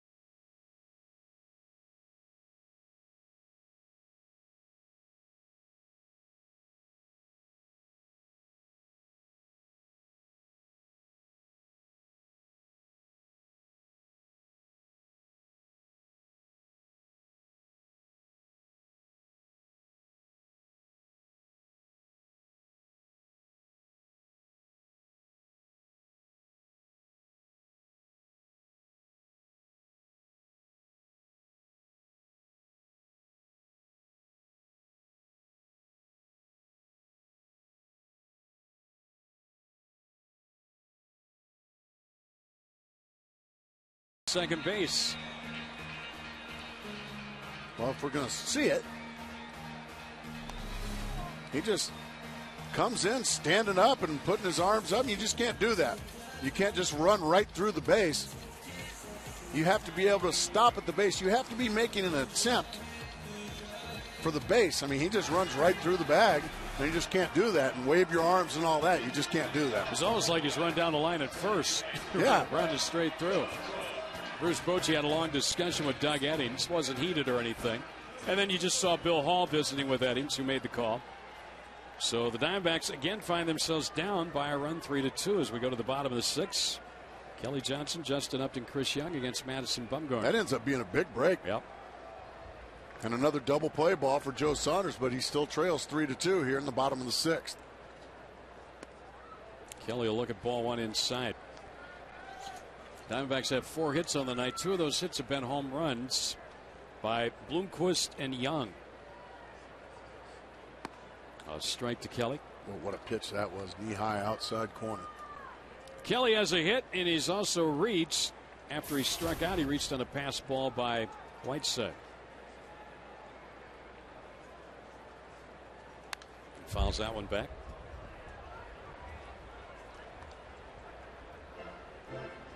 Upton retrieves a baseball. He's going to make a fan happy with a souvenir. Always look for the little ones. That way.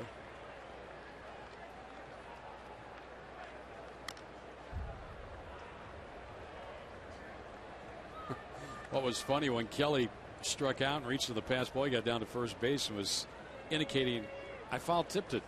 Yeah, he missed it by 4 feet. He got to first base anyway. That's right? exactly right. Stay there. He's got a base hit. And that play, strike out, but get to first base. Hall gets him at first, 1 out.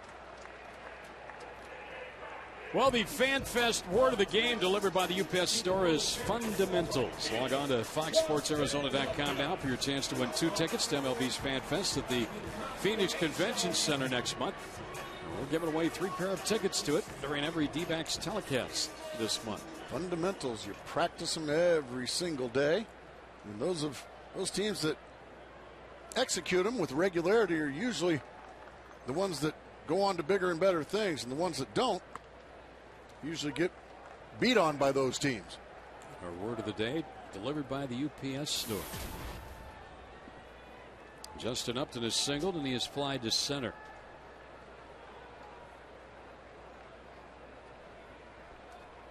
Seven in a row set down by Bumgarner at the moment. Last man to reach was Young, who hit the home run, leading off the 4th.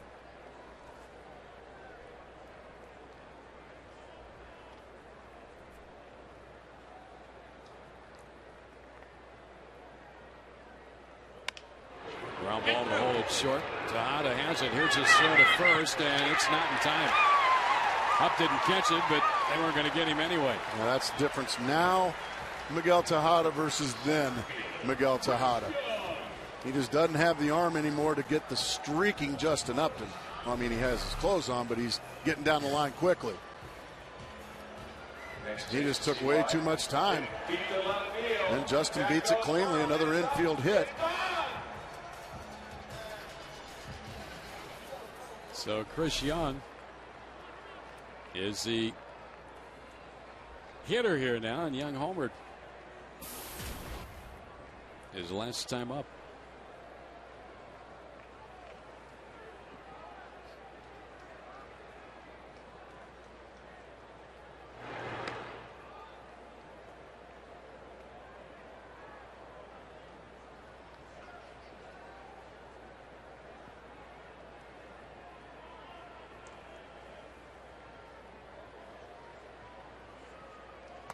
Young takes a strike.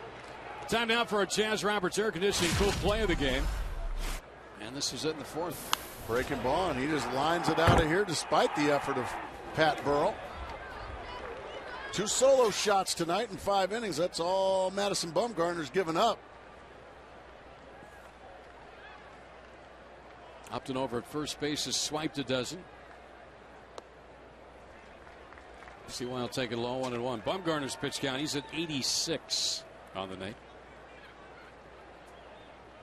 Looking for his third win of the year. Right now, he's got a 1-run lead.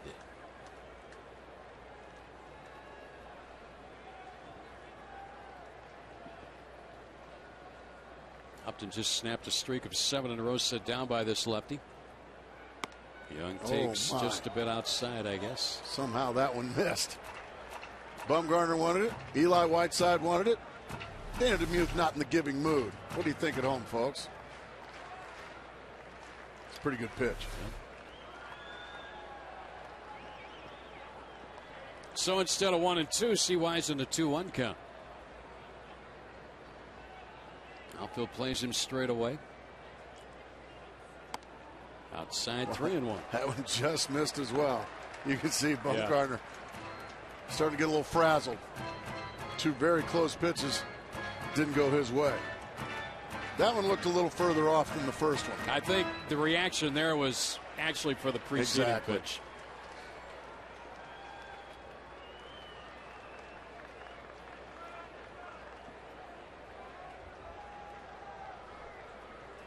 So 3-1 on some close pitches that have missed.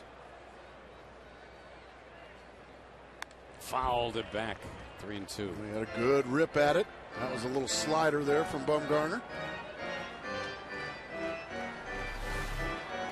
You can see all those pitches that Bumgarner's been wanting have been out of the zone. That one was right in the middle of the zone. Chris Young had a good rip at it, but fouled it straight back. We'll keep our eye on Upton at first. He's the base runner there with 1 out in the inning, representing the tying run. 3-2 count on Young. Whiteside the catcher. Kelly Johnson was picked off earlier as he left. Upton's not going to get caught in that scenario here as Bumgarner throws over.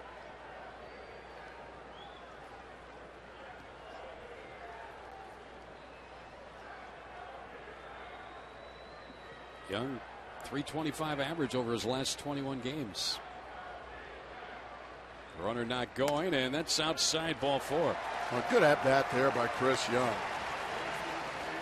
This inning, Gracie, is mimicking what the Giants did against Saunders in the top of the inning. Joe got it out, then gave up a hit and a walk. And that's exactly what Bumgarner's done here, a hit and a walk with 1 out. And the Giants were able to kick in the door when Bill Hall got a base hit to drive in Aubrey Huff. Now Stephen Drew going to get an opportunity against this young, extremely talented left-hander. Whiteside going to go out and have a conversation with him. That's his first walk of the night. Well, anytime the Diamondbacks score 6 runs or more, Taco Bell gives away 3 tacos with the purchase of a large drink between 4 and 6 p.m. the following day at participating locations. You saw the Giants bullpen. Somebody's going to start loosening.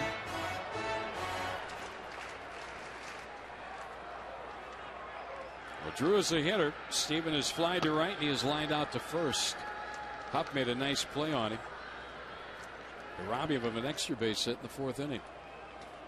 Huge gap in right center field. I like the speed on the bases here.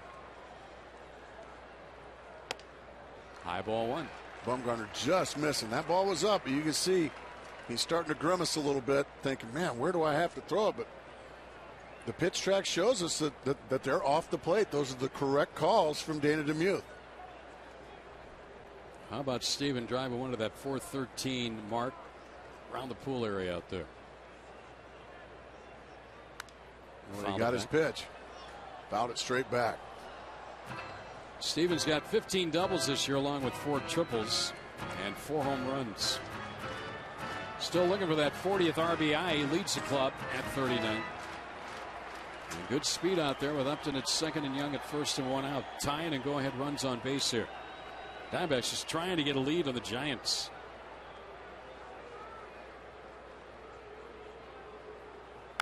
Foul out of play, strike 2. He tried to come inside with a fastball. He ended up going right to the middle of the plate. But Steven was tardy on that one.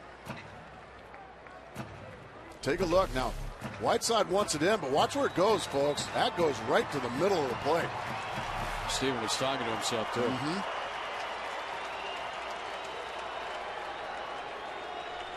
Diamondbacks 0 for 2 in the first inning tonight. Runners in scoring position. High. Nady is up next. He has struck out twice tonight. 2 of the 4 strikeouts recorded by Bumgarner.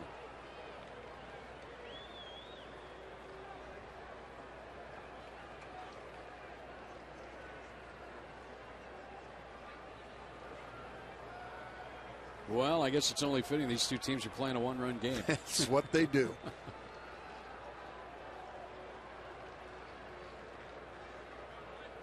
Drew a fly ball, third base side, maybe a play for Sandoval in foul ground, and he reaches over and didn't come up with it. Well, it looked like he had a chance to make the play. Yeah, too bad, Panda, he says. And he gets a rousing applause and some handshakes down the line. Fair game when you reach in. That's exactly right. Watch the fella in the shirt. Oh, yep, that's worthy of a contract, folks.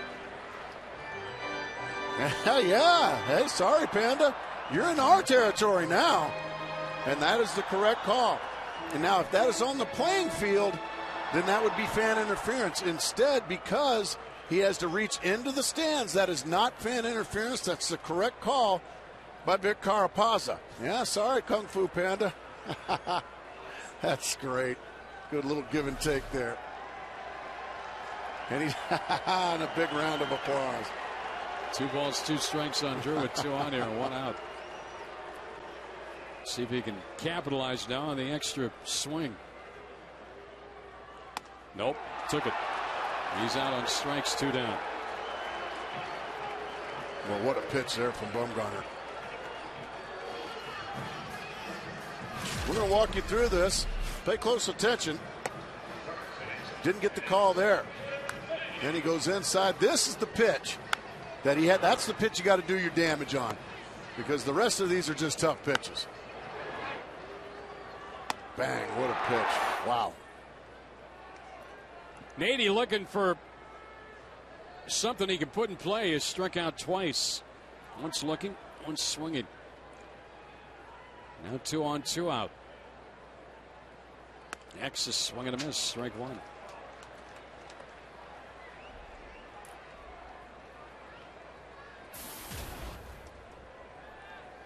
Only a 194 average with runners in scoring position in 2011.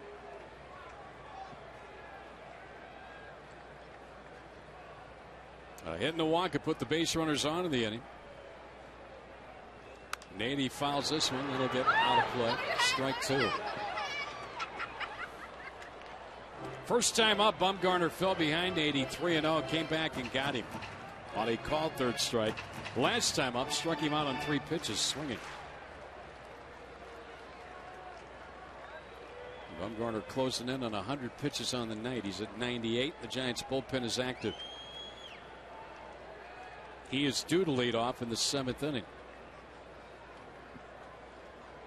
This could be his final inning.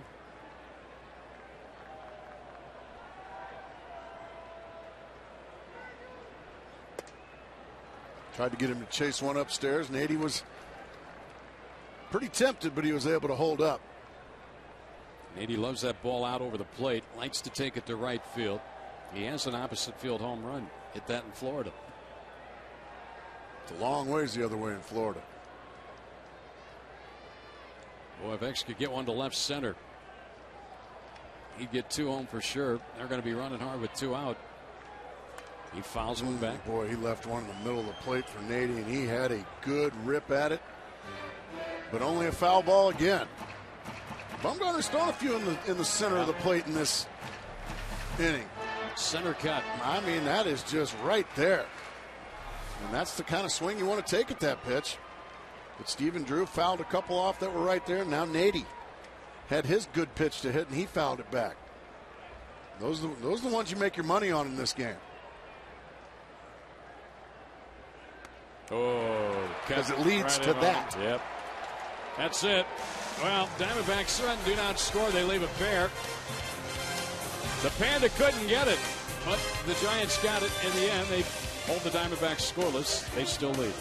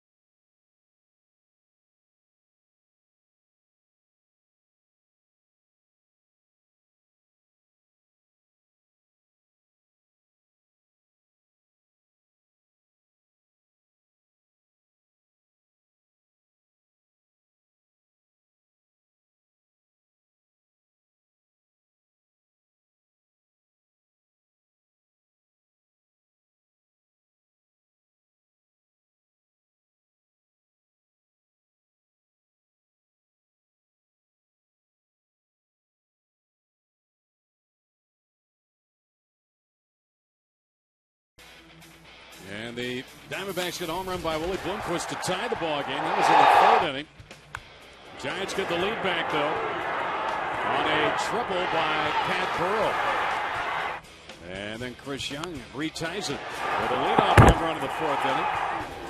A big collision with the wall by Burrell, and then Bill Hall, a little group in the center, to plate the 3rd run of the night for the Giants. That was in the 6th, and that's the lead 3-2 as we go to the 7th. We got a pinch hitter. Yep, batting for Madison Bumgarner. Torres started last night, switch hitter, batting right-handed. Joe Saunders still out there twirling. That's a strike call. Torres only 0.95. He's 2 for 21. Batting right-handed. Here's the line on Bumgarner. Just another terrific outing by the young left-hander. And he'll turn it over to a good Giant bullpen here over the last 3 innings. See if they can give him a win.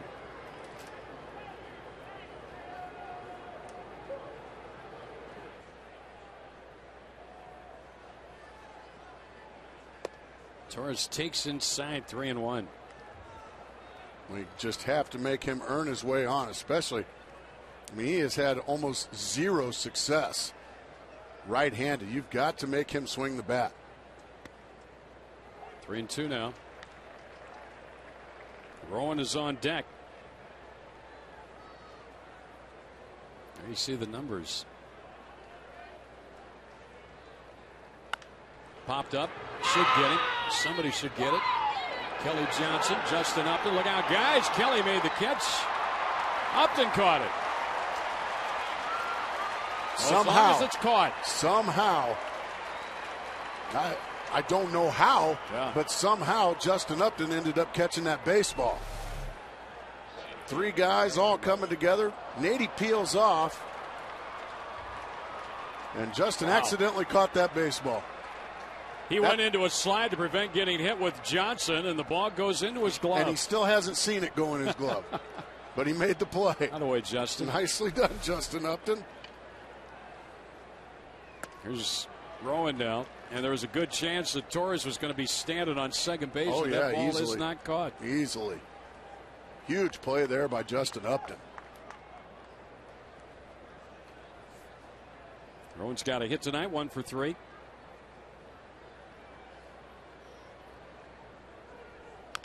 And a dribbler foul down the third baseline. Let's take one more glance at that. Take another look. I do not know how Justin was able to make this play.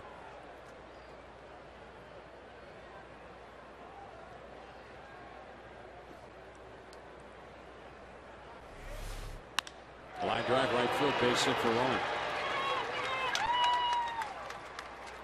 Another poor 0-2 pitch there from Joe Saunders. That's about 3 times tonight that he's had a guy put away and ends up making a pitch. That Aaron Rowan just thigh high out over, and he just rips it into right field. That's all right, Joe. It's double play time. Tejada's 0 for 3. He's hitting to a double play. Joe's gotten 2 tonight, adding to his Major League or National League high time, 13th. He throws low ball 1. Shaw was up earlier in the Diamondback pen, and I believe that's him up one more time. Got to give it up to Joe Saunders, though, pitching into the 7th inning here tonight. He's already at 112 pitches, and he's still out there with pretty good stuff. I like the fact that Gibby stayed with him, showing confidence in him. Good pitch there, 1-1. Well, Gibby was talking before the ball game about the bullpen, and that is Shaw. About they're gassed. Yeah, and someone asked, "What do you have to talk to Saunders?" And Gibby said, "Joe knows. He knows exactly what's going on in that bullpen, and he'll gut it up tonight, and he'll give us everything he's got." Joe Saunders is a pro. Yep.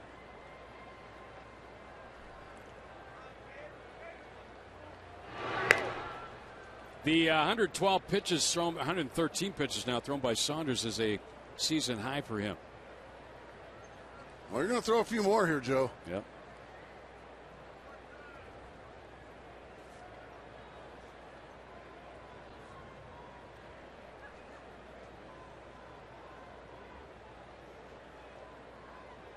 And Tejada bunts at it, but bunts it foul. Well, we're playing a one-run game here tonight, and that's nothing new for these two teams. Diamondbacks, last game of a series here at Chase Field, won 6-5 in 12 innings. Then they had the 3 in San Francisco, all 3 Giant one-run wins, and a one-run Giant win here last night. So these two teams play it close to the vest. Unfortunately for the Diamondbacks, the Giants are winning most of them. Giants are just fine with it.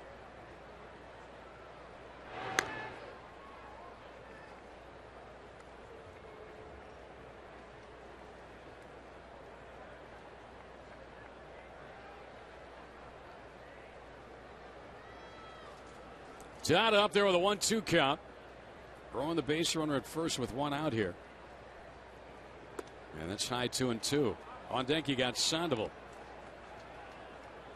So if this is Saunders' final inning, and he is due to bat third when the Diamondbacks hit in the 7th, he wants to go out strong here. See if he can get Tejada to roll over on one and end the inning with a double play ball.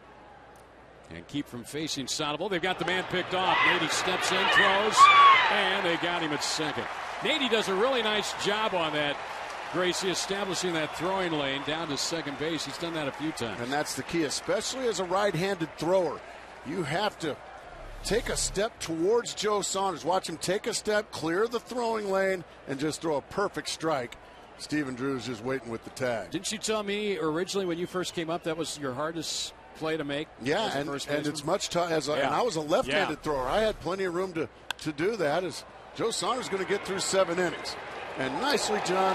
Heck of a job by Joe. Doggone right. Now it's up to the offense to take care of him. See if they can get him a win, scratch out some runs, and take the lead over the Giants.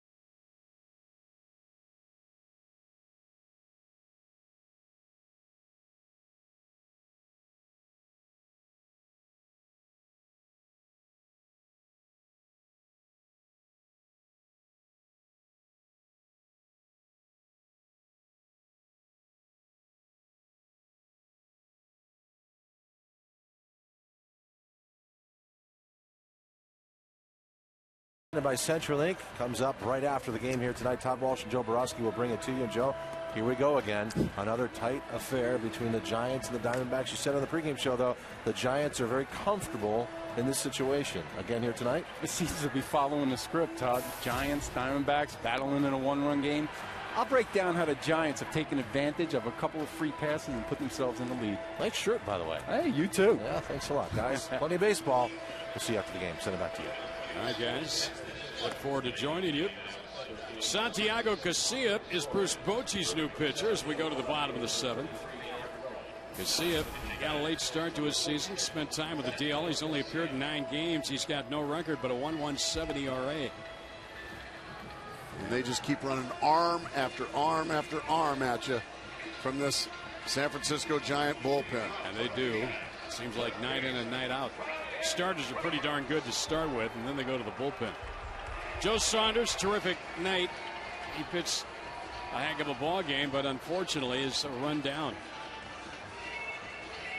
Andres Torres stays in center field, and I believe Rowan moved over to left. He did. Burrell is out of the ball game, so they go for the defense here and the bullpen in the 7th, 8th, and 9th. Roberts leads it off. And he takes outside, and Blanco has been called back to the dugout. Miguel Montero is going to bat for him next. He's in the on-deck circle. Yeah, now that the right-handed throwing Casillas up there, he's going to get a heaping helping of Miguel Montero. And Montero hoping he can hit with Ryan Roberts on base. 2-0. The Giants, meanwhile, counter. They get a left-hander up in their bullpen. Well, that's Bochy ball. And that's Saffield. Boch will go through 2 or 3 pitchers in an inning. In 2 or 3 batters, he'll go through pitchers. Yeah, and then he's got that hammer of a closer out there in Brian Wilson. So he's got to find a way to get 6 outs. It's a 6-out bridge to his closer. Ball 3 badly. Missed badly with 3 straight. I like that. It was in stereo there. That was good. You know what? We're starting to come together there, Greg. Well, yeah. He hasn't come close to throwing one near the plate here yet. Everything down and away and in the dirt. Those last 2 were fastballs down and away in the dirt. Absolute take sign right here.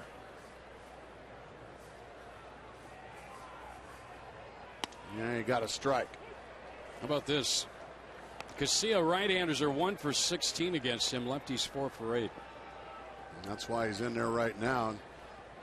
If I'm Ryan Roberts, I might even be taken again right here. Casilla's putting the 4-corner offense on out here. Now he's finally on the rubber. Let's go. Let's go. Throw the baseball, son.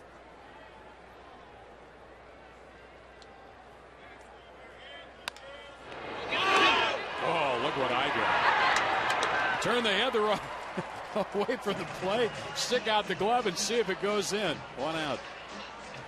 Oh, when Montero gets announced as he made the play. Nicely done. Sandoval's improved over there at third base. Let's see if Casilla is allowed to face Miguel Montero. Nice play there by Sandoval. Miggy's announced. Bochy's still seated. He's going to face him. Now, had the runner gotten on, you might have seen a change. Montero, a 3-run home run in the ball game yesterday, pulled the Diamondbacks to within a run. He's been swinging a hot bat. He takes a strike. That was a no-doubter yesterday. Last night, Gracie. Way out of here, about 15 rows deep into right center field. That made it a 1-run game. And it didn't move after that as the Giants closed it out. Batting for Blanco, and Miggy will stay in the ball game and catch. He rips one into right. He continues his hot hitting. He'll be held to a single. Boy, he's locked in right now, isn't he? Yeah, he's swinging the bat awfully well. 5 for 9 now. Left-handers against this right-hander, Casilla. Now Sean Burrows. He just strokes it out into right field. Now Sean Burrows going to get a chance. He also a left-handed hitter. And Boch is going to stay with Casilla. Burrows has had a boatload of at-bats as a pinch hitter since coming to the Diamondbacks. This is his 19th plate appearance as a pinch hitter. He's got 6 hits. Yeah, that's a bang-up job right there. That's a difficult job. We saw him hit a leadoff double, come around to score last night. Torres a little deeper in center this time. As he needs to be.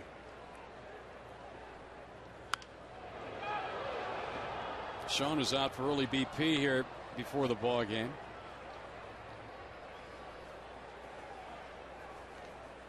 Both bullpens are active late in the ball game, and the Giants with a 1-run lead, although the tying run is on. The roof panel's open here. Gorgeous night for baseball. D-backs got work to do. They're running out of outs.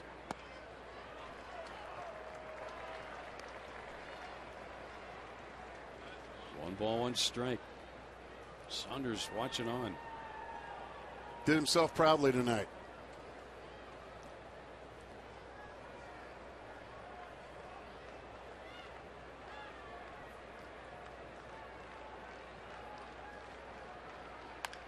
On the ground down to first, but foul by Sean Burris. That's a terrible play there by Eric Young. He wasn't concentrating. The word of the night is fundamentals, and he refused to use them right there. I mean, just didn't bend his back.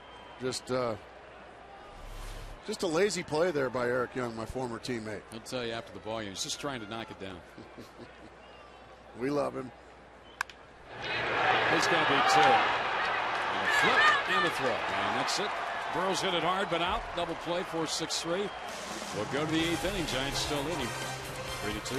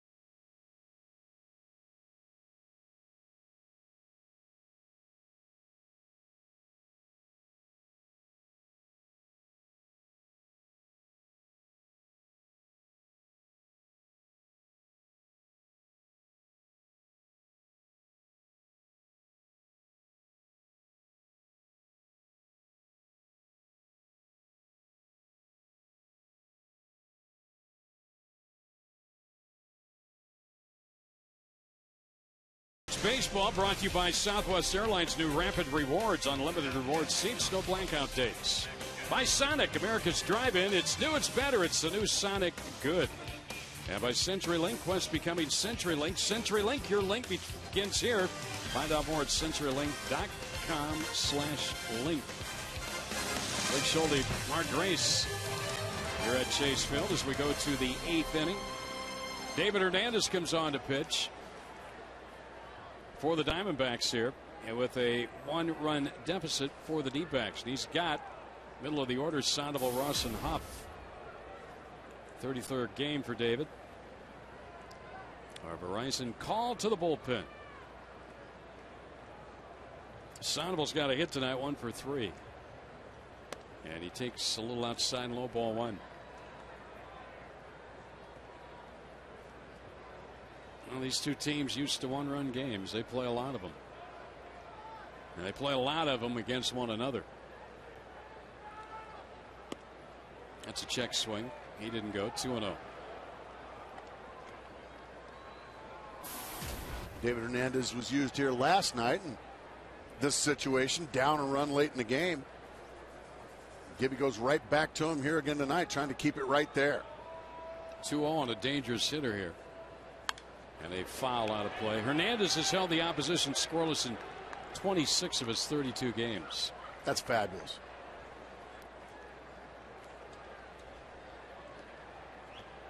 Right-handers have been held to a 200 average against him. Lefties have only hit 218. He has had some difficulty with first batter efficiency. 18 of 32, 56%. And there's a foul down the left field line. Bloomquist over, but he'll run out of real estate. And the count evens up at 2-2. Just a tick over 24,000 here tonight.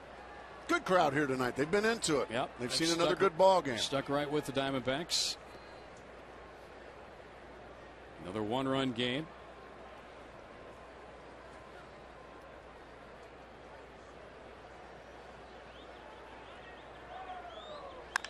Ground ball to the first baseman, Mady. He flips to Hernandez, covered. One out. Well, you can take the D-backs wherever you go this season. Subscribe to MLB.tv today to see every D-backs game on demand on your computer. Visit dbacks.com for details. MLB.tv. Baseball everywhere. Tell you what, I've come a long way with the reads, don't you think, Greg? Yeah. I remember when we were breaking you in years ago. About 04, 05, it wasn't so good, was it? Ooh. How about your first year? Oh, my gosh, what, 115 losses or something like that? 111. That was good test for you. A bad team and a bad color analyst. Ooh. They're still moving. Our friends are still moving. Are they going to make it all the way? I'll tell you what, I don't think they're going to make it. They got work to do. Well, I guarantee you we're not calling for extra innings. Great point. They're only at kind of the center of the stadium. Yeah. Are we? We're waving. We're waving. I don't know yet. Yeah, they got work to do. And good for them. Yeah, we're glad to see them out here having fun. All you folks, come on out and do what they're doing if you feel like it. For those of you who might have just gotten home and are wondering, they have been moving every pitch. On every pitch, one seat around the ballpark. And they clap their hands, and they're having a great time. They're seeing a good ball game. Cody Ross off the end of the bat. That's to Nady. He'll take it to the bag himself, 2 away. Now, that looked like a rather routine play, but, Grace, you know, with backspin on a ball like that as a first baseman or anybody, that ball coming to you, you really have to score yourself up and make sure you get that baseball. Yeah, it has a lot of English on it, and it's spinning all kinds of ways. And when it's coming to you, you're not thinking English. You're thinking like some other language. Yeah. You'd rather have one hit hard at you than that kind of a ball. I'll take top spin over that side spin. Those things will make you look like a goofball. Here's Aubrey Huff with 2 men out.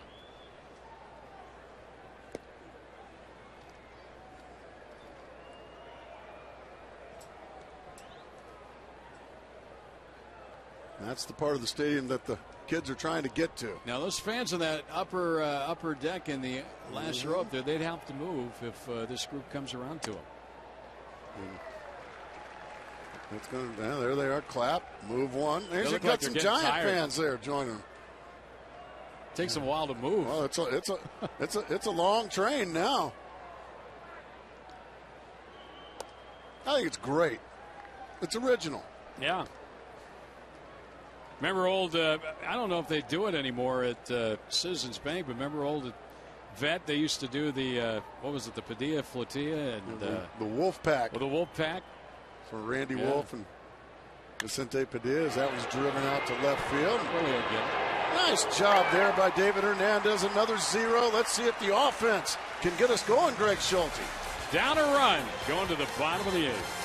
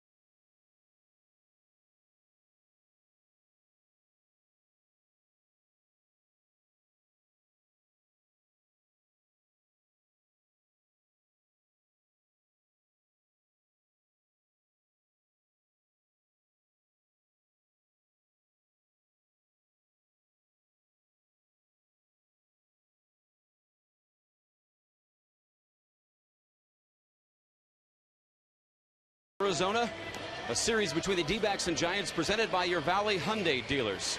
D-backs left fielder Willie Bloomquist very happy to be healthy tonight. He was involved in a car wreck yesterday on his way to the ballpark.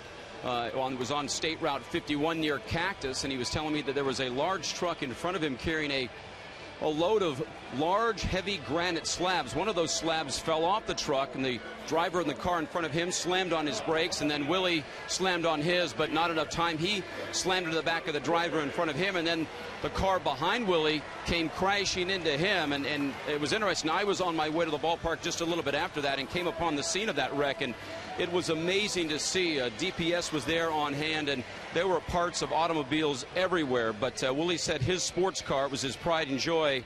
It's basically a total wreck, but obviously he was thankful. On the bright side, no one was injured, and came to the ballpark and actually pinch hit last night. So, lucky that Willie is here in one piece. Well, no doubt about that. Thank you, Brad. Nice reporting on that. Here is Bloomquist to lead it off. Willie's got a home run tonight. He's facing Sergio Romo, their 8th inning guy, the guy who wants to get it to Brian Wilson with the lead in the 9th. Well, this guy's really been good. He's been fabulous. And he came in and faced one batter last night, and he walked Chris Young. And that doesn't happen. Only 4 walks all year. Just threw a fastball right by him. Well, if you're the Diamondbacks here, you got, over the next 2 innings to try and get this game even or win it. You got the top of the order to the middle of the order. So you got the right guys up. Sets up nicely for you. Now you just have to go out there and execute. Give each at bat, make each at bat a good one. That's right. You're down to 6 outs left. You got to make them count. 9 tight. When the Giants lead after 8 innings, they are 25-0.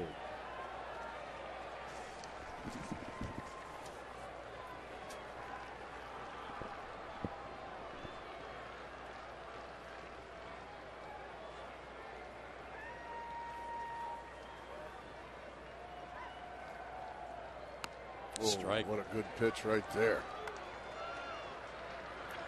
Yeah, that's the guy you don't want to see on the mound. Anytime you go over a team meeting and you say, what do you want to do against the Giants? Well, we got to avoid that guy. He's the guy that closes it out, and he's one of the best in the business. So you want to do it here. You don't want to wait till the 9th. Down the right field line, but it's going to go foul, and Ross won't catch it.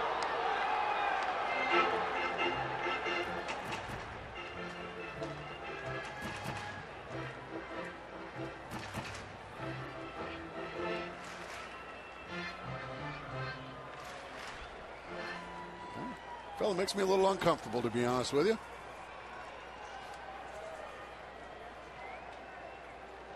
Willie 1 for 3 tonight, 2nd home run of the year.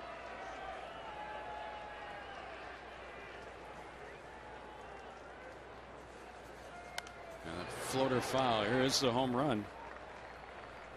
Back in the 3rd. Do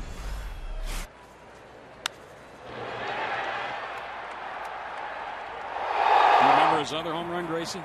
It was in Wrigley Field. Led off the shot. Game? Yeah, shot in Wrigley Field. That was a long time ago already. I was the same way. I didn't hit many. I remember all of them. Swing and a miss. He struck him out.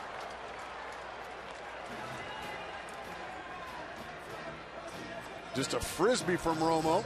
Starts on the outside corner and just goes too far away.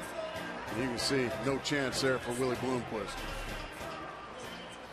Kelly Johnson to the play, 1 for 3 tonight. Single in the 1st inning. Reached on a pass ball after he struck out in the 3rd and then grounded out in the 6th.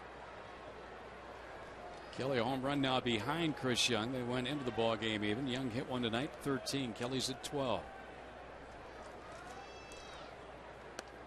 Strike 1. Well, on this date in Diamondbacks history, June 15th, 2007, the Diamondbacks scored 5 in the 8th inning and beat the Orioles in that ball game.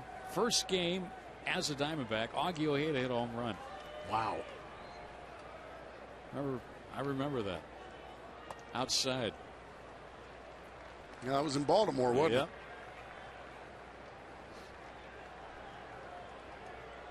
Augie was a big-time favorite here for Diamondbacks. He sure was.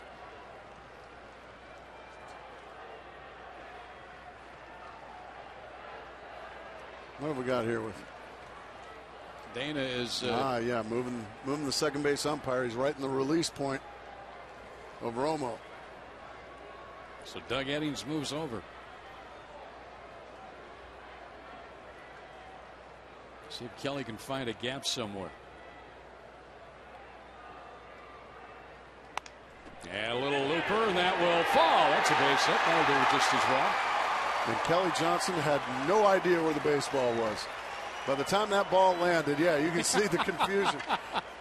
You can see the confusion. He has zero idea where the baseball is. He cued it right off the end of the bat, and he's got no idea. Okay, huh? What? Hello? What? Hey! Well, you better run. You'll take it, won't you, Kelly? Look at you, Eric Young, over there with him. Second hit tonight for Kelly. Here is Upton. Well, here's what you want right here, Gracie, if you're the Diamondbacks. Oh, man. You love some lightning in a bottle from your hottest hitter right now. 2 more hits tonight. Well, with JJ in the pen, can he come in with a lead in the 9th inning? Outside ball 1. Look at those numbers. 7th inning or later for Upton. That's big. He hit 4 home runs like that. 7th inning or later. Doggone right. Upton's got 2 hits tonight, 2 for 3. The average climbing toward 290. Johnson, the tying run at first here. 1 out, 8th inning. Popped up behind second. Coming on is Cody Ross. Good call for it. And make the catch, and that's out number 2. Now Young, who has a home run tonight, along with a walk. Yeah, unfortunately, that one didn't provide much drama.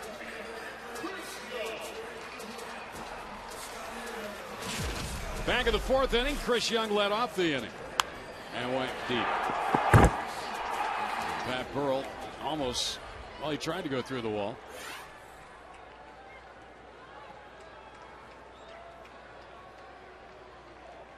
Chris has had some 2-homer games in his career. Several of them.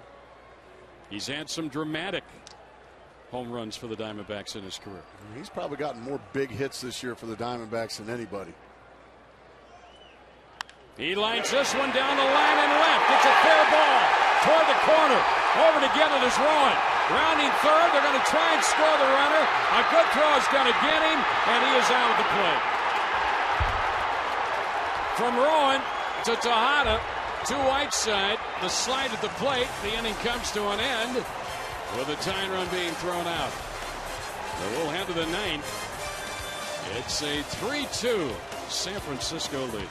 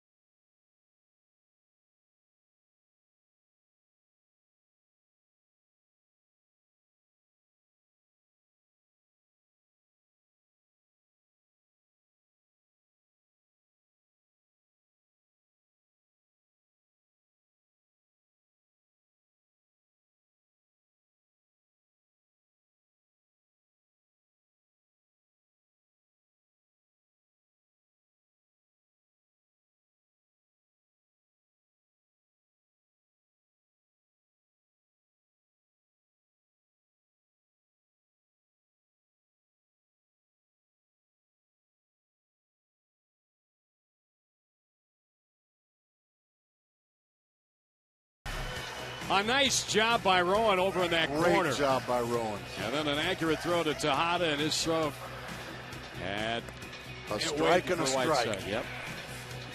You got to give the Giants credit there. Matt Williams took a chance, hoping that maybe they might have fouled up the relay, but it was just waiting for Kelly Johnson. Yeah, that'll make you feel good about things if you're Sergio Romo. Great job by Rowan snuffing what any carom might have been and just throwing a strike to Tejada. We could see it developing from up here, and a good throw is going to get him, and it was. Whiteside had the ball waiting, applied the tag. So the Diamondbacks lose that man at the plate. Young gets a double. And now we go to the top of the ninth inning. And Nate Scherholtz is batting for the Giants. And he takes the ball outside. JJ's job right here, obviously, in a game where the Diamondbacks are trailing, is to hold the Giants with this one-run lead and give the Diamondbacks a chance in the bottom of the ninth.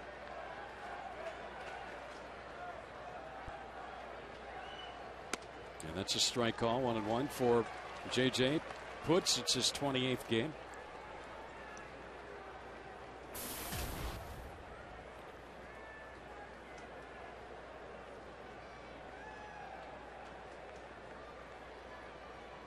This is the pitcher's spot. Sixth spot in the order. Foul out of play. Hall will bat next, and then Whiteside. Well, that guy you didn't want to face, we're going to be facing. Diamondbacks are in the bottom of the ninth. What's his name? His name is Brian Wilson. Fear the beard. He's one of the best. And he's good for baseball. You got to have some personalities. Well, he definitely has that. Oh, man. Foul back, fisted foul by Scherholtz. But a fun guy. He gets it. He's a warrior, but he also has a good time. Unlike the commercials, Gracie and I have never wondered what's inside that beard is. No. Small villages. Yeah.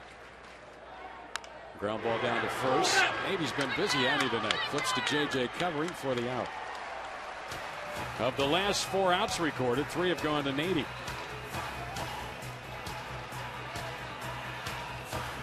Now Bill Hall. Looking ahead to the Diamondback ninth inning. Drew, Nady, and Roberts. If anybody gets on, Montero.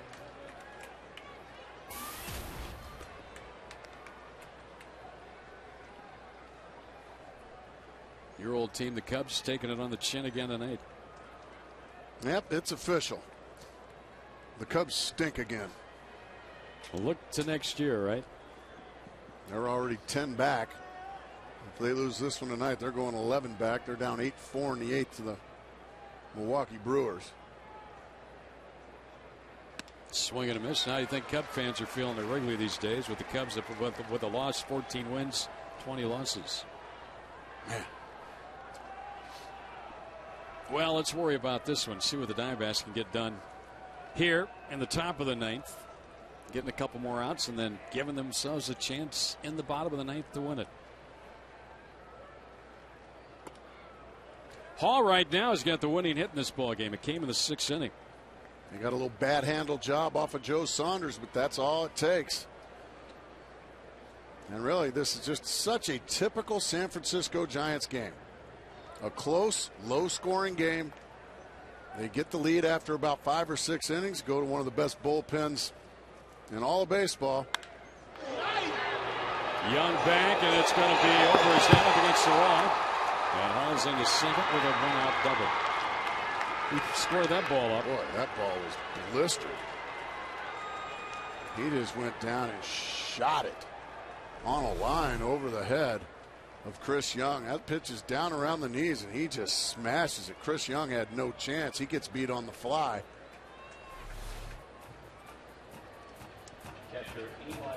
Now Eli Whiteside.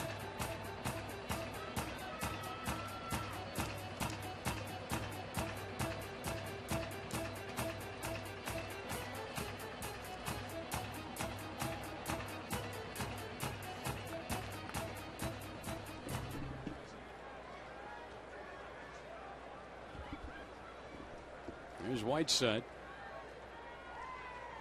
who is 0 for 2 of the walk. That hit for Hall is second of the night, and the 9th on the night for the Giants. He had 11 hits here last night. Diamondbacks have been held to 7 tonight. They had 8 in the game last evening.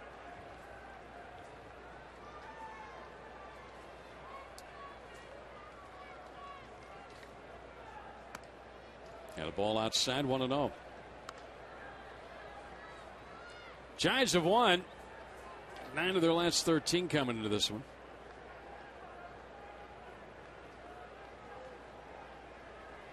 And heading into this ball game tonight, 55 of San Francisco's 67 ball games decided by 3 runs or fewer.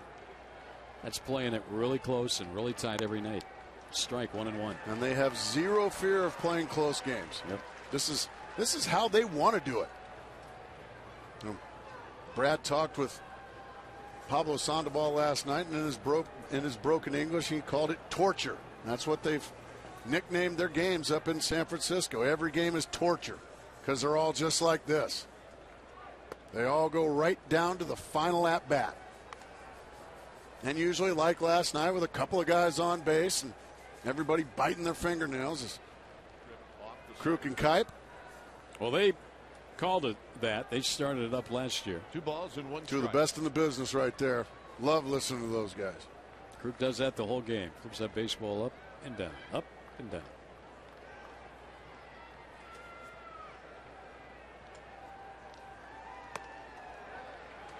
Three and 1 here on Whiteside.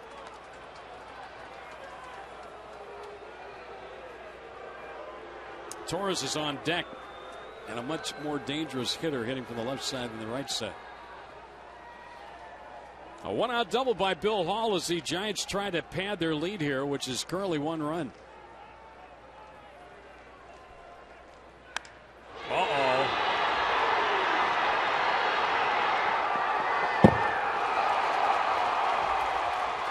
Whiteside's going to end up at third with a 3-base hit, an RBI, and the Giants now lead it 4-2.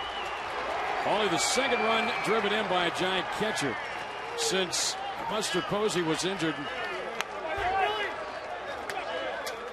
placed on the DL. Yeah, that's a painful one there. J.J. Putz falls behind 3-1, goes right down the middle, and Eli Whiteside absolutely punishes it. About 413 feet to left center field. And that is a huge, huge add-on insurance run for these San Francisco Giants. And now they've got a guy on third and only 1 out. Diamondbacks going to have to bring their infield in. A chance to add even another one, and Andres Torres, a left-handed batter at the plate. Painful. JJ gets him with a strike.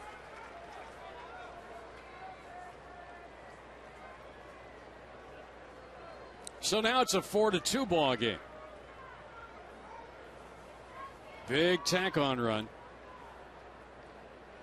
And trying to add another is Andres Torres. Swing and a miss. 0-2. Torres is a fastball hitter. He likes to hit fastballs. Putz knows that. That's back-to-back splits to jump ahead 0-2. I think all you got to do is throw one more of those, and Torres will be done.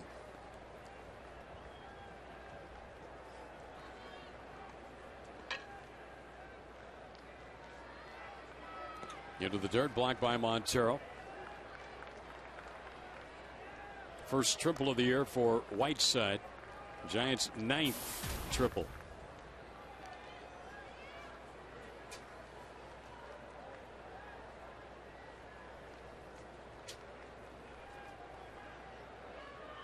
One ball, 2 strikes. Infield pulled up here. Runner at third, 1 in. Ground ball to second. Runner freezes at third. Johnson throws Torres out at first. 2 down. Well, we talked about this series. Tomorrow night, Ian Kennedy will go for his 8th win of the season against a pretty good story, Ryan Vogelsong. 4-1 with an ERA under 2. He has pitched very, very well. And that's tomorrow night here at Chase Field, 6:40. We hope you join us.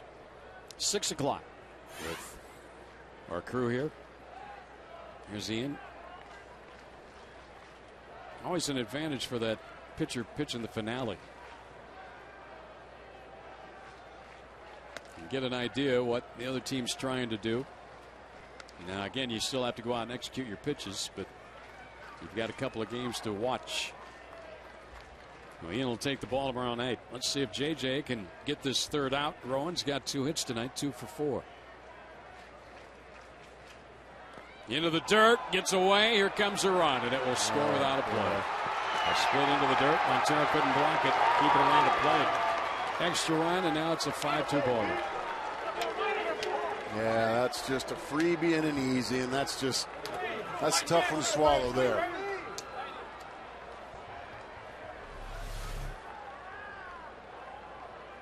Yeah, Miguel just couldn't get it blocked up. Yeah, that'll have you wiping your brow if you're a Diamondback fan. These are 2 huge runs, boy. In the center, young bat, Chris has it. Side retired. Well, they hit some hard balls hard that inning. Giants get a couple, a double, a triple, a wild pitch, scores the runs, and they now lead by 3 going to the 9th.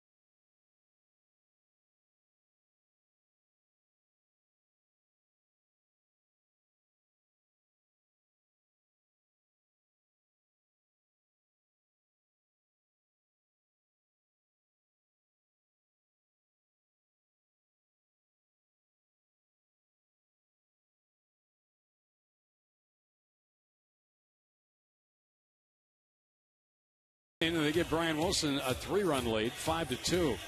As we go to the bottom of the 9th, our APS Energy All-Star, Madison Bumgarner, in line for his 3rd win tonight, went 6 innings, struck out 6. The only 2 runs he gave up, a pair of home runs, Bloomquist and Young. And he got a little bit of run support tonight. Yeah, 3 for him is big. Now he's got 5, but yeah, you could just feel you kind of felt the air come out of the stadium when Kelly Johnson was thrown out at the plate in the bottom of the 8th inning. Matt Williams sent him in what ended up being the wrong decision. And then because of that, all that momentum went into the Giants dugout, and they came out and hammered J.J. Putz around for 2 runs. And now they have a relatively comfortable lead for their closer, Brian Wilson. Stephen Drew, the hitter. Drew was at the plate with runners at 2nd and 3rd last night and 2 men out, tying and potential winning runs on base, and took a called 3rd strike that appeared to be off the plate but was called strike 3. As Wilson secured save number 19 last night, he moves Drew off the plate, 2-1, looking for number 20 here tonight. It's been Bumgarner, Casilla, Romo, and now Wilson.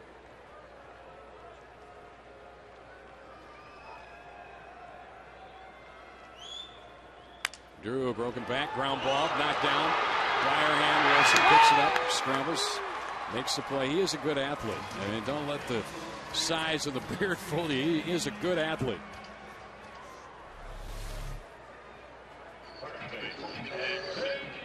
Falls off to the side, tries to barehand it, ended up catching right in the wrist and just left it right there, pounced on it quickly, and made the play. One out now for Nady. Well, the Giants about to take a 2.5 game lead in the finale of this series. And a chance for a sweep tomorrow unless the Diamondbacks can rally with one out tonight. Yeah, they've come in here taking on a red hot Arizona Diamondbacks team, and they've pretty much done whatever they want with their pitching staff. And like I said, the Diamondbacks just, you can't help but get caught up in the Giants game. They beat you in low scoring, one-run games. And up until this point, up until this last inning, this was a one-run, you're one big hit away from beating them, but you just get caught up in the low-scoring games because you have no choice. They've got such a great pitching staff. You've just got to play a perfect game to beat them. Nady strikes out for the 4th time tonight. Just blew it by him with a high fastball.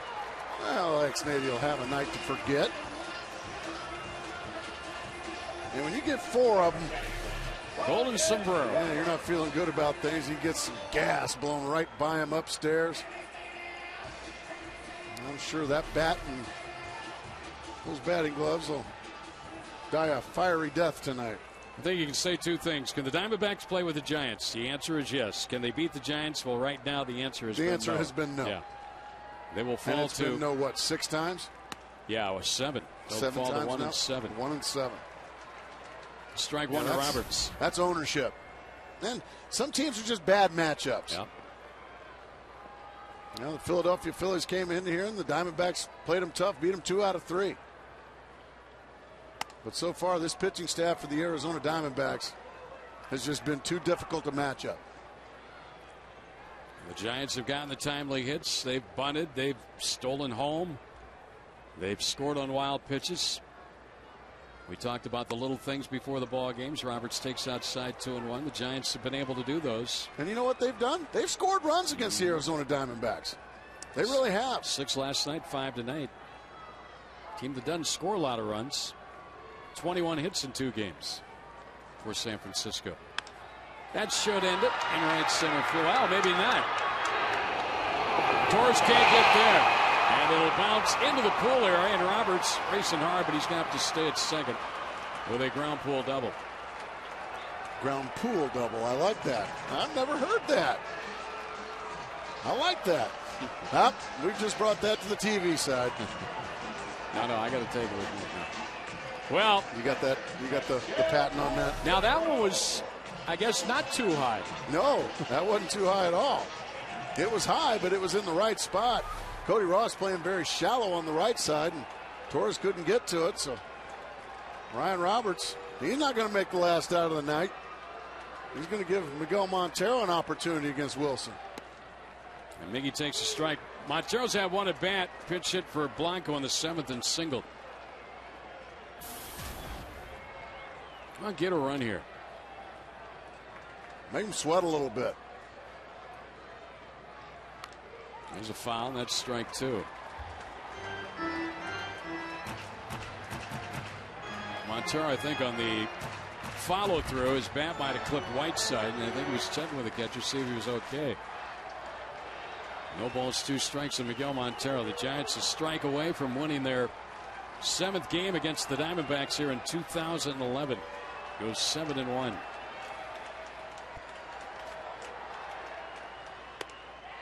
High from Wilson. Wilson will put some base runners on. Yeah. Oh, yeah. We saw it last night. A couple of walks. He's trying to close it out here. Roberts just doubled with 2 down. And Montero checked his swing, and it's 2-2.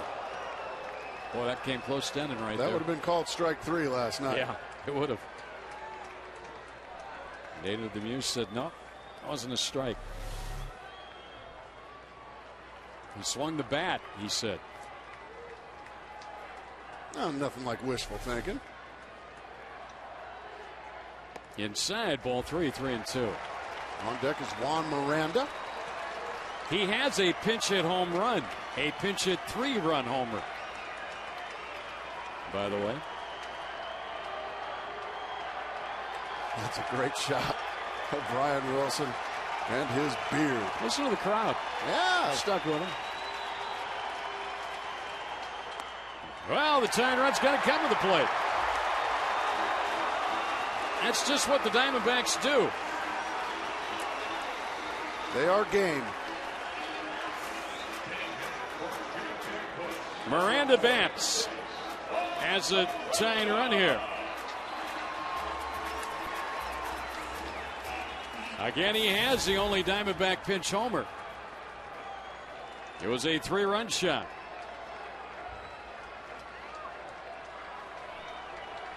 Against Brian Wilson here with 2 on and 2 out in the 9th. This place would erupt if he hit one out. Oh. It's getting loud as we speak. Strike call. Oh, what a perfect pitch that was from Wilson.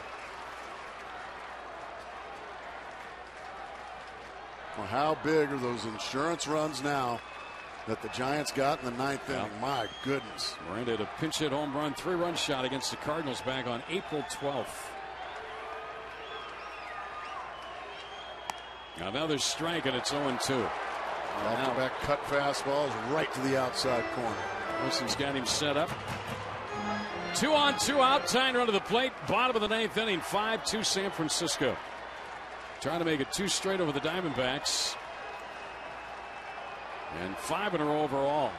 Running the record to 7-1 and go to a 2.5 game lead in the West. Miranda trying to do something about that. Now he asks for time and backs out. With 2 outs, Roberts doubled. And then Montero drew a walk. Bringing Miranda up as the tying run against Brian Wilson. Trying to close it out for the Giants. It's fouled back and out of play. Well, just no-nonsense baseball there. 0-2 fastball right down the middle. Miranda had a good pass at it, but fouled it back.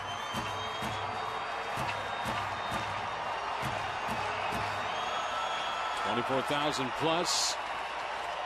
Seeing if the Diamondbacks can do a little magic here.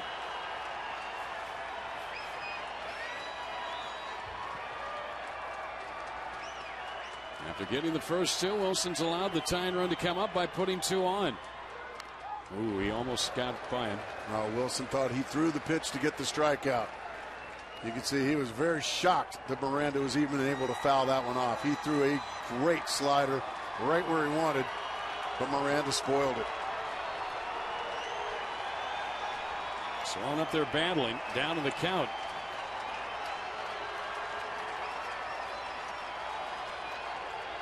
Wilson's had to throw 21 pitches this inning. He's an out away from picking up the save. 0-2 on Juan Miranda. High and tight. A little chin music there, 1-2. Yeah, why not? Just to introduce yourself.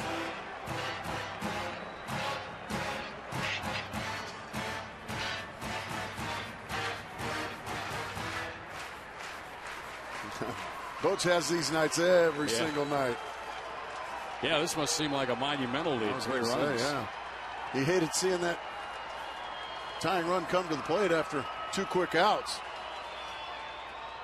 Ground ball back toward the middle, backhanded by Hall, flips to second, and the Giants have got a win. And they make it 2 straight. And 5 in a row overall over the Diamondbacks. Their lead goes to 2.5 in the West as they win tonight's ball game to the tune of 5-2. And with 2 home runs in tonight's game, $38,000 raised for prostate cancer research. To make a donation, call 800-798-CURE or log on to www.pcf.org. Well, the Diamondbacks tomorrow night need a win from their #1 guy. Ian Kennedy will be going for win number 8. Ryan Vogelsong. D-backs will be 2.5 back at the start of play tomorrow night. Giants have already won the series. And we're going to keep you asking for more here. We got some post-game activity coming right up. Brian Wilson picks up his 20th save of the season. For more information, highlights, breaking news of the D-backs, check out FoxSportsArizona.com. Don't go anywhere. Diamondbacks Live, presented by CenturyLink, and it starts right after a short break.